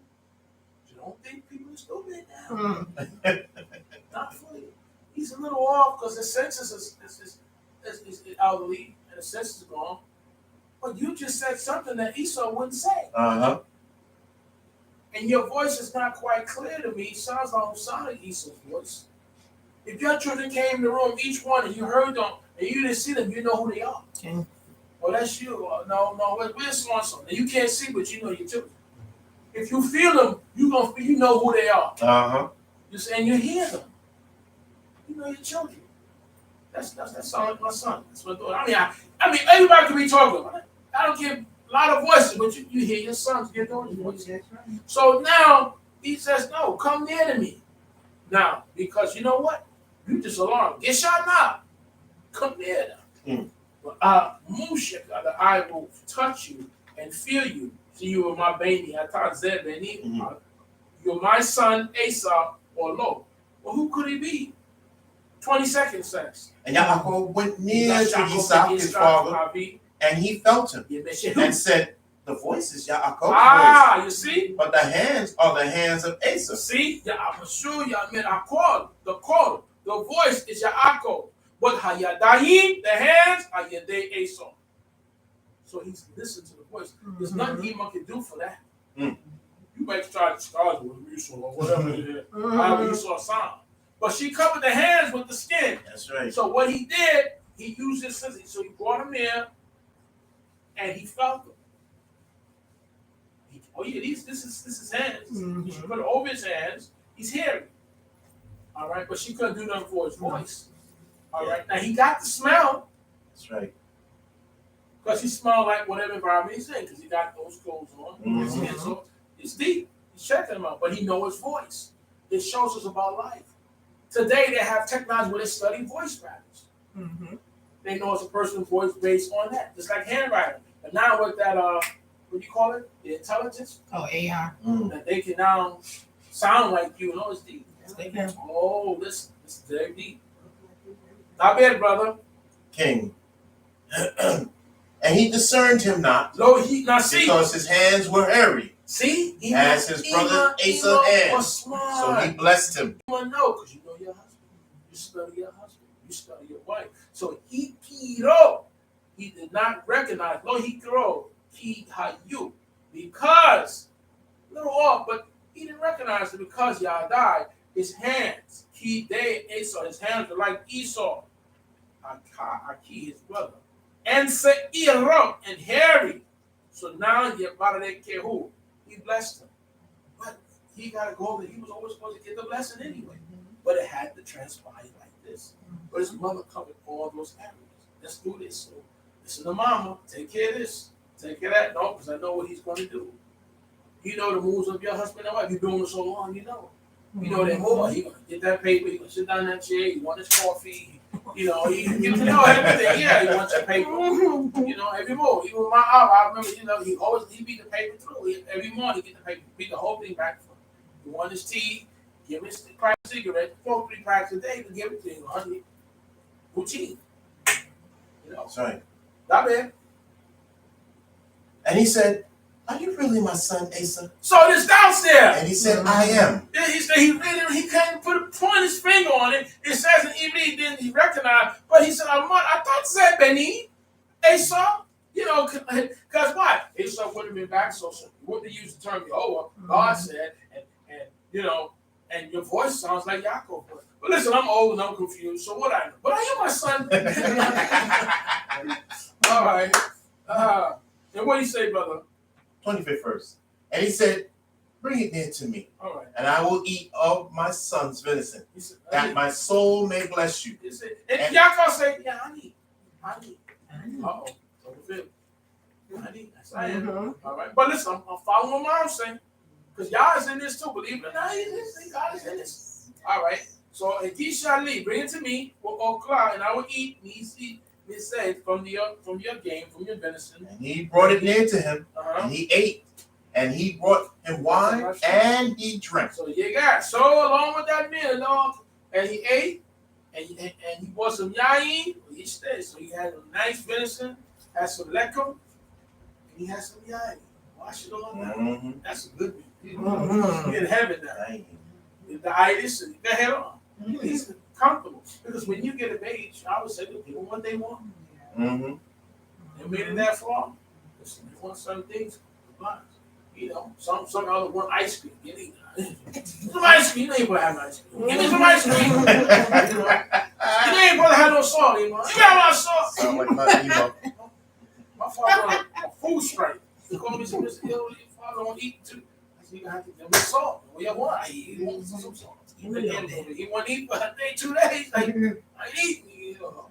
They want what they want. Food strike. Okay, food strike. 26 cents.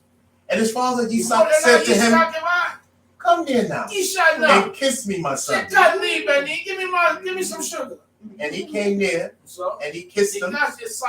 And he smelled the smell of his garment. Oh man, his mother's even wise. Blessed him. Because he smelled his garment, which is what smelled the outdoors. Hands feel like hairy, so give me my kid. Now I want to also point out that just like the Italians, because you will see them, you know, kissing and all. You know, it was our nature to kiss. You know, men kiss, women kiss. You know, men kiss men, not necessarily in the mouth. Some do in the mouth, some cultures like that. But my point is, it was nothing weird. Right. Wasn't nothing homosexual going on. It's just a culture.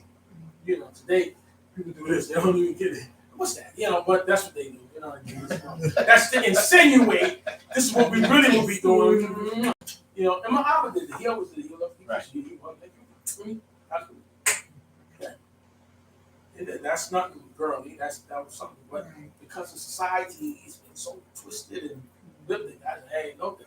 And then if you give somebody a seeker and they come back for nothing, then that just kiss you. You know? They come back, you be like, hey man, we got a problem. We got a problem here. What's going on here? You know, but that was the culture. That's the culture. And I just kiss you. Come give me a kiss. Just don't give me a hug. The elders used to say we had an elder, but I was come give me a kiss. Give me some sugar. But that's a culture. That's a culture of David. It wasn't twisted. That was innocent. And that was the culture. So he came there and he kissed him. Okay. And then he gave him, started with the blessing. And he said, what, brother? The smell of my son is like the smell of a field which Jehovah has blessed. Therefore, Elohim gave you of the dew of heaven and the fatness of the earth and plenty of grain and wine. You see, it's not like not that Isaac didn't have, but as far as wealth, this is a promise. This is futuristic. It's not where I'm going to give you 20 cattle already. No, you have that. But that's what's so important. It's the long term. You're going to be wealthy long term. That's that blessing. Okay, so your smell is as the dew of heaven. Okay, as the dew of heaven. And the fatness, mishamaneh, of the earth. And ro, for abundance. And dagan, and the grain. And the tiros, the wine. All the things that symbolizes wealth. Wine, great wealth, joy. So he when you do kiddush or baraka, the wine is supposed to symbolize the joy and the prosperity. That's what it was. The bread, the sustenance, the sustainability. That's what all our way of life is always simple, whether people know it or not. It's simple outside the actual food in itself. But continue, brother. 29 says, let people serve you. And nations bow down to you. Be Lord over your brothers. And let your mother's sons bow down to you. So future, because you only have one brother. But the fact of those descendants from Esau and so forth, that's deep. Okay? So now, serve you will peoples will worship and bow down to you of all the remaining kingdoms and Hebweh and be Gevir and be Gevir. Be a Lord. The term Gevir, you're going to see it many times. Okay. In fact, if you go to a bathroom in Israel, you're going to see Gevir, which is the male. In Gevir, you're going to see that. And you're going to see Sherutim, basically, which is basically facilities. But and your brothers and bow down to you were the sons of your mother, you see? So you're going to be blessed. Jehovah will bless you. Same blessings that were passed down. See that, brother. 30. And it came to pass as soon as Isaac had finished blessing Yaakov, and Yaakov had scarcely gone out from the presence of Isaac his father. So that's why I say that Creator had this all time. Esau wasn't going to find nothing quick. He had to work for this. So finally he did get his little deer, and he came back, prepared it. By that time, Yaakov was barely out. Sometimes could have got caught. There would have been a rumble, been a fight, which they didn't want to happen. But that's why it says that Yehi Kached Kila, and it was when Isaac Yitzchak had finished the blessing at Yaakov. Yehi Ak Yetzeh, and he that scarcely Yetzeh went out. Okay, Yaakov Me'eh began in the presence of Yitzchak, his father, Esau, Aki, his brother, Ba Zedo, came with his food. Deep, all right? Just barely made it out. From his got out of there. All right? Brother came in with his food. Now, 31 says, and he also had made savory food and brought it to his father and said to his father, let my father arise and eat his son's venison, that your soul may bless thee. All right. Whoa, 30 seconds says. And Isaac, his father, said to him, who are you? And he said, I am your son, your firstborn, Esau. And Isaac trembled very much. He trembled. He was trembled because what? Get over great. And what? And he said, who then is he who hunted venison? And he brought it to me. And I have eaten of all before you came. And have blessed him. Moreover, he shall be blessed. He shall be blessed. Well, I got news for you, but you didn't really eat venison. You thought you did, but hey, look, that's the skill of a great sister who can cook. Throw down. All right, go down.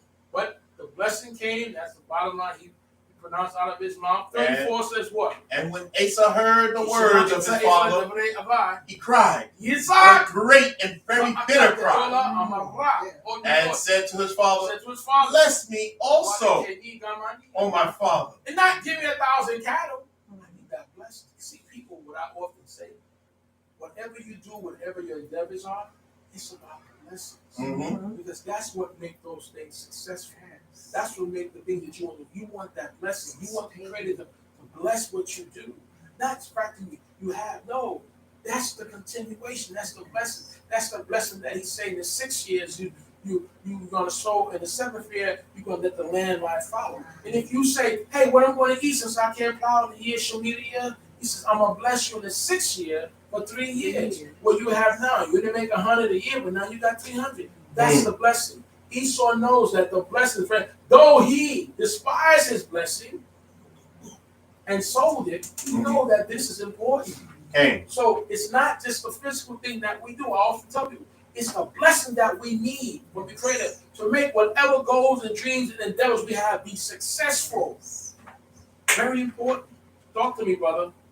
35. And he said, your brother came with cunning, and he has taken away your blessing. He took away your blessing. No, he sold it, right? Then this was done before.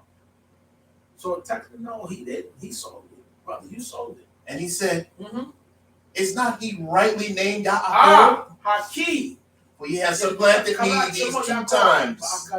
So what is said that, well, you named him Yaakov. Yaakov just don't mean to heal. It means a supplanter. A supplanter is one that replaces. You name him that. Well, names are powerful. That's why it's very important to watch how you name your children and people, because it takes precedence. So now you say Yaakov said he now outwitted me, or these 2 times. What 2 times?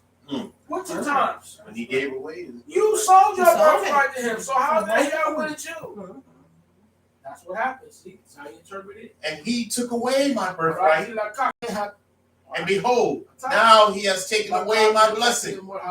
And he said, have you not reserved a blessing for me? So Azalta, have you set aside, have you saved? Azalta lo li biraka. Have you saved? But do you still have one for me? Maybe you give me one you're going to give him. Just give me something. Okay. You know, you're going to bless both of them, but the first one was to get the bigger blessing. But guess what? Okay, do you got something for me? All right. And Esau answered and said to Esau, Behold, behold, I have made him your Lord, I made him your and all his brothers have I given to him for service, and with grain and wine have I sustained him. So now, here comes the substance. You know what? They are symbolic things, but in other words, just like milk and honey. I've given him the gan, and tirash, and wine. You're going to see tirash. Tirash, when you see tirash, and opposed to yayin, tirash is like having a manufacturer. It's on a high level. It's not just yayin. It's like an institutional wine. It's like you're trading, as opposed to just yayin, where you have a cup. No, you own the mill itself, basically. So this is to be your wealth, and more than the tirash, and then samak kani. And I have supported him, ulecha, and you, a forma and said many. And what can I do for you? So what do you want me to do? And what shall I do now to you, my son?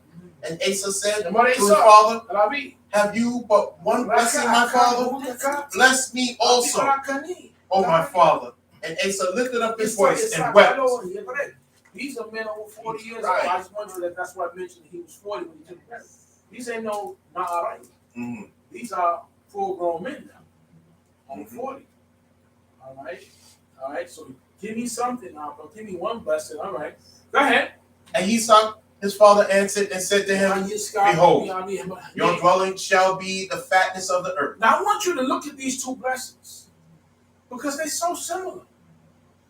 If you look at the blessing he gave Esau and what he gave Yaakov, they're similar. Because Yaakov had the fatness, but one's just a little slight difference. So he named Mishamani ha'eretz yeh. And Moshe Voteka. And of the what? Of the dew?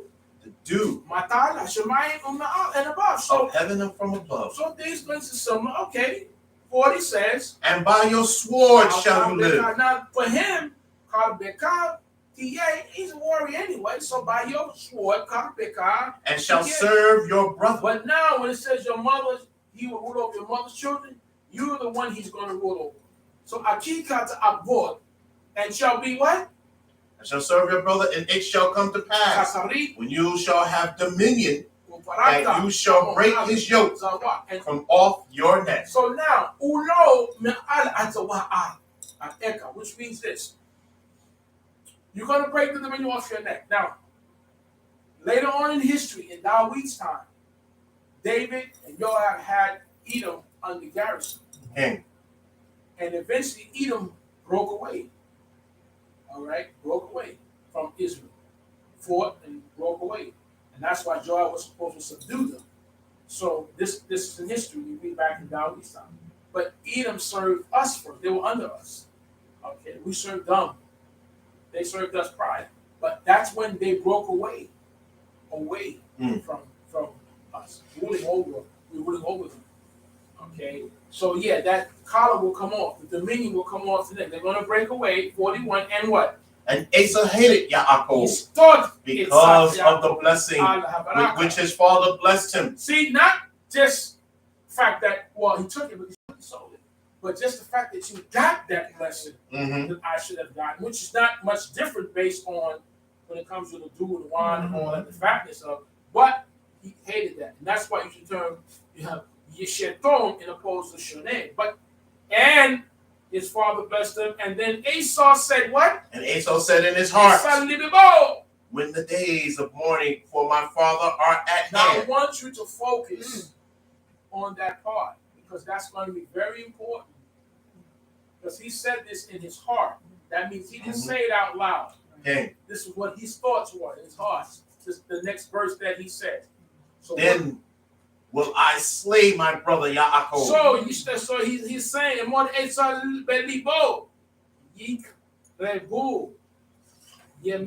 when the drawing near of my father Abel, the morning of my father Abel, then I will kill. So because they have the process of mourning, they call it today Shiva. Though the process really 30 days. All right. So he said after my father dies, whenever that is, okay, and the mourning is done, the process is done, the ritual is done of the mourning. Okay, I'm gonna kill. Okay, God at Yaakov. I'm gonna kill my brother Yaakov. All right. That's what he said. You know what? This one, I'm going to kill him. Mm. He's a man that's a hunter. Hunters sleep blood all the time. Mm-hmm. All right? Not that Yaakov didn't hunt, but the fact this is I'm going to kill my brother. But he said that in his heart. Now, this is how you know the Creator is so involved with this. 42nd verse says, King, and these words of Asa, her eldest son, were told to Rivkah.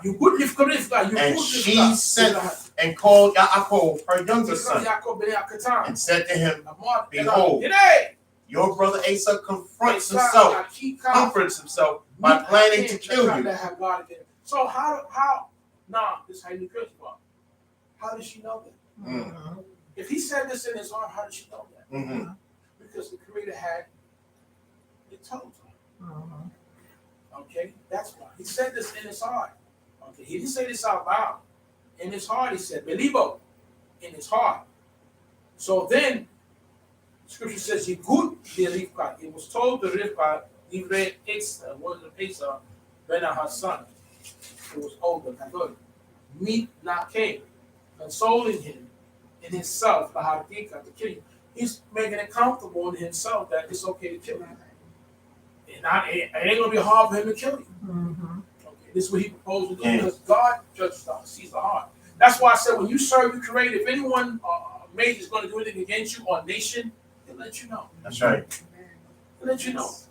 You don't have to. It's like they dealing with the Midianites because Moshe said these are women that caused Israel to sin through the counsel of Bil'am. Mm-hmm.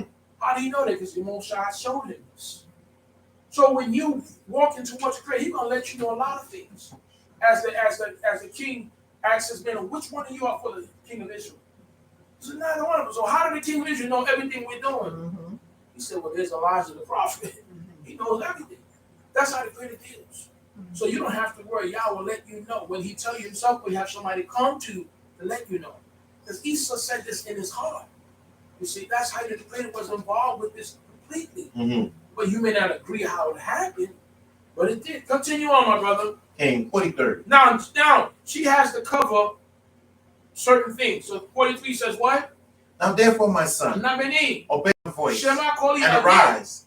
Flee to Laban, my brother in Haran. That's why I mentioned Laban when we started out earlier.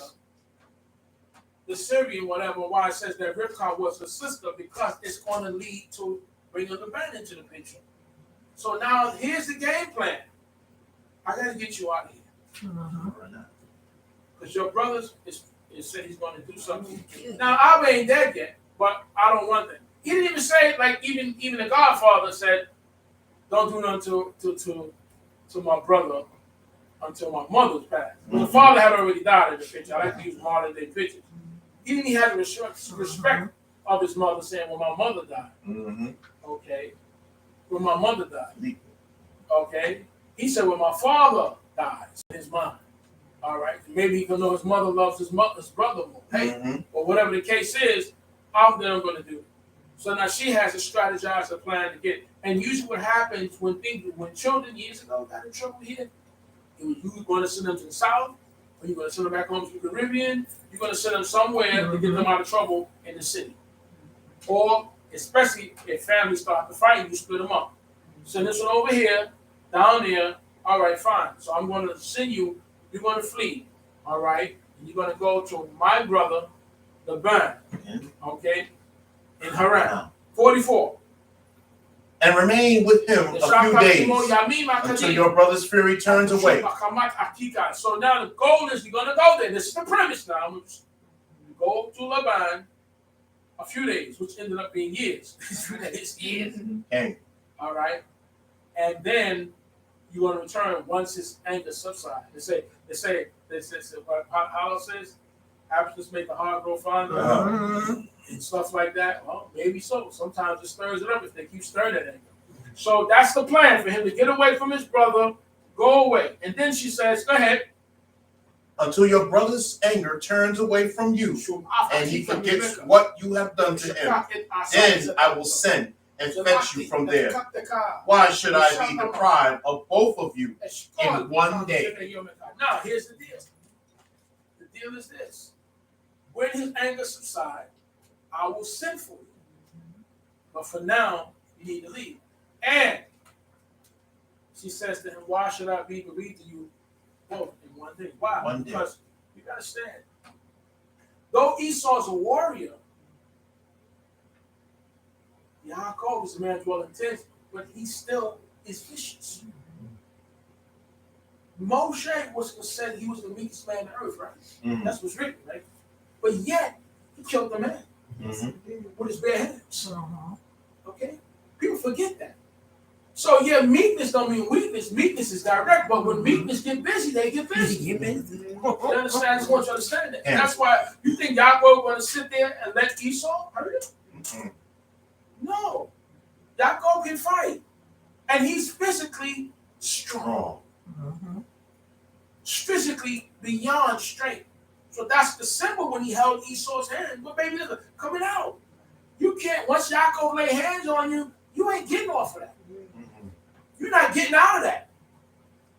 And that's why she said, because y'all going to fight, because when family fight, they fight to death. Family fight harder than strangers. Because your brother could be this big and y'all still fighting. I ain't scared of you. Family fight harder than anyone else. So you're going to fight to death. I know you. I know your spirit you come, but I know you're not going to let them hurt you. So why lose both of you? So let me divide this up. Okay? And it's deep because family do get down like that stuff. We destroy. Listen, even in our nation as a family, we hurting one another more than we're hating the enemy. Which is crazy. We are self-destructive. We gotta worry about the nation destroying us. We destroy ourselves. That's it. In many ways. We do each other in. And that's the plan. Put the guns out there. Put ideas out there. And we do it. So we gotta understand that this is a system of ways of like, I don't care what color it is, they've been doing that for years. We're self-destructive first. So you go here to your brother with your uncle and stay there and I'll send for you until his anger subsides. Okay, that's the plan. Now, what verse you on? We're on 46th verse. Talk to me. And Rivkah said to Yitzhak. Now, Rivkah's covering all ends. That's why I say when it talks about mothers or Nashim, you better choose because this mother, she's working this. She's gonna cover all ends. Moms make it right. That's what moms do. They figure it out. Even pops gonna hey, listen, do this, do that, do this, do this. No, we're gonna do this. Pops gotta keep up. I'm being that's what mine went out. You may go out, pops may have back in the days go out and make some money, but moms take care of the business in the home. And that's why in the older days, the men handed the women a paycheck. And she dispersed what happened. That's what happened. That's right. Give him a couple of dollars for himself, hang out if you want to do whatever, go to whatever, get back to work. But usually the check went to the woman and she kept everything. She knew what had to be paid. Right. And sit down and pay, I'm paying this and paying. No, the mother took care of that. Right. With the proceeds. That's the way it was done. Okay. So she's covering all these in. So now she goes to Yitzchak. Because she already set the plan up with her son. And this is what she says to Yitzchak. Not bad. I am weary of my life because of the daughters of Het.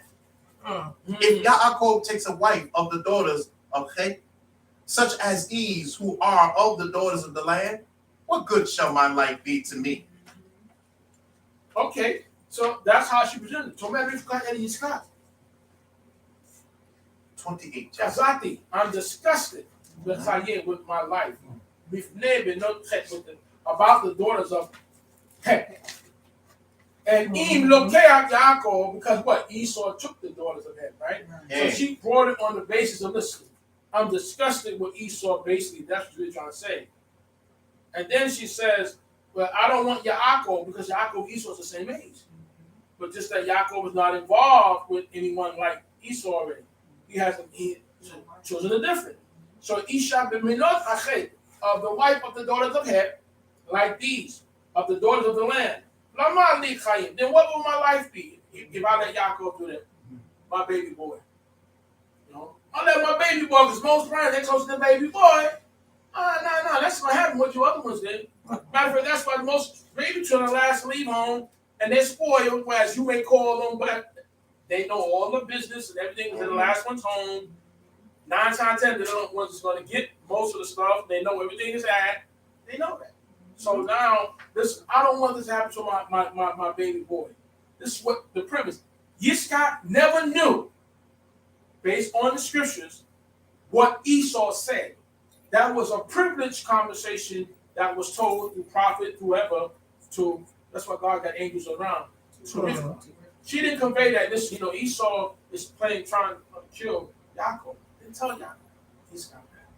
Just told him the basis was about, I don't want him to take a wife as Esau did of the people that we don't know. That's the premise I'm saying. Look how this goes. Like I said, man, you don't know everything. You think you do, but you don't.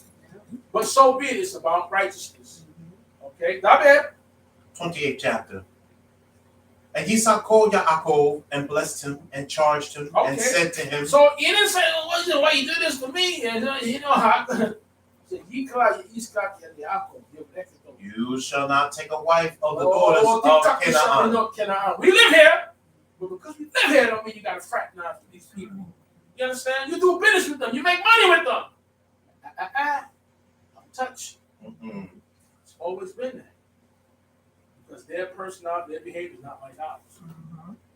Arise. Boom! Go to Padan to the house of Bethuel, your mother's father, and take a wife from there of the daughters of Laban, your mother's brother. Your mother's brother, your main daughter, your cousins.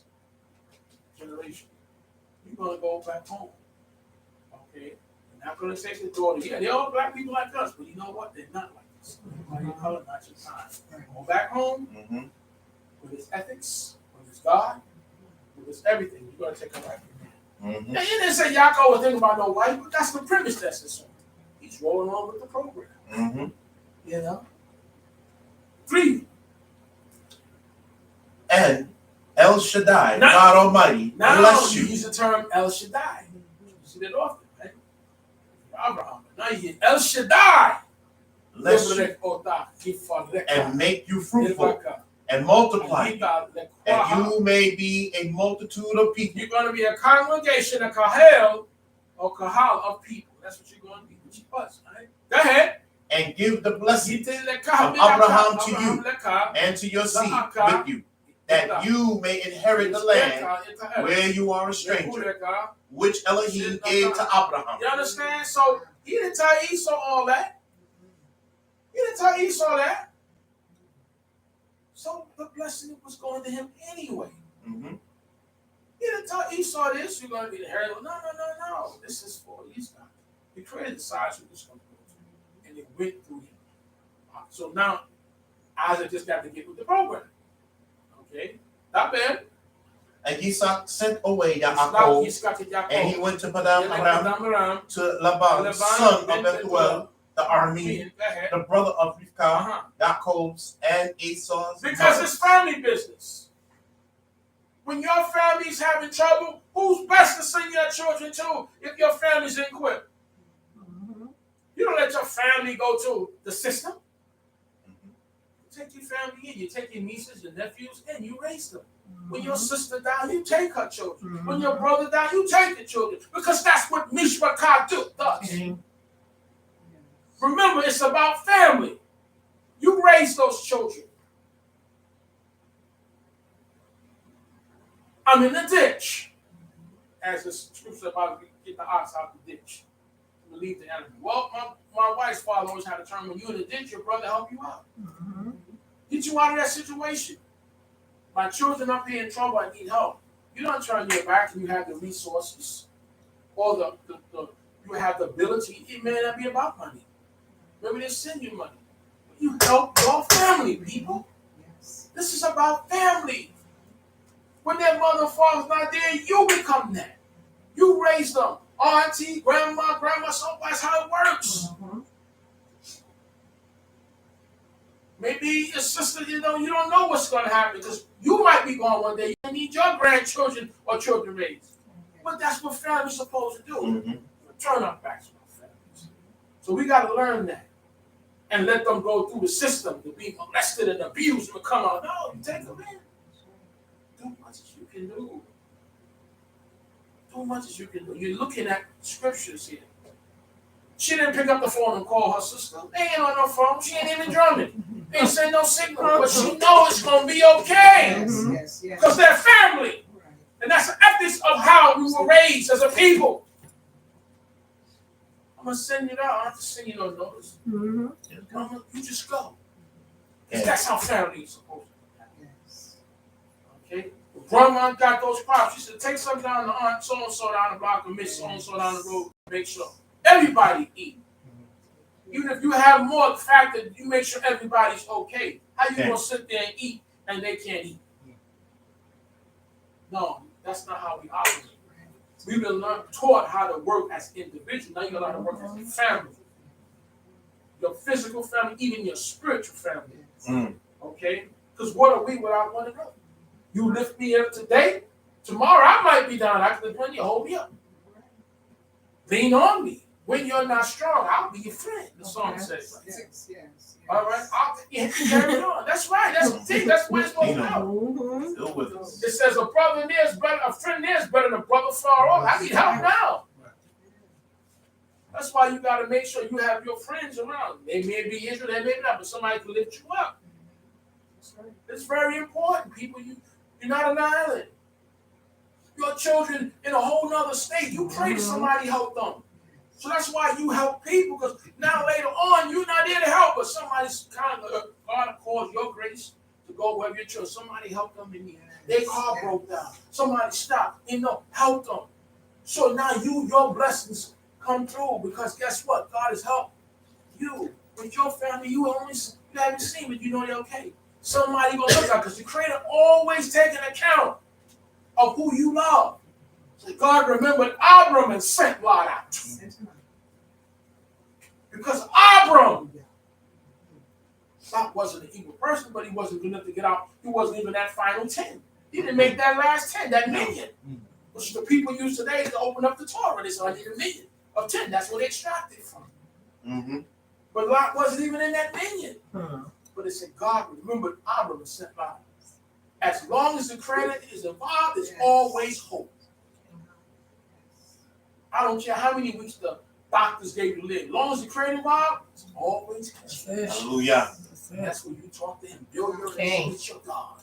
You talk to your Father.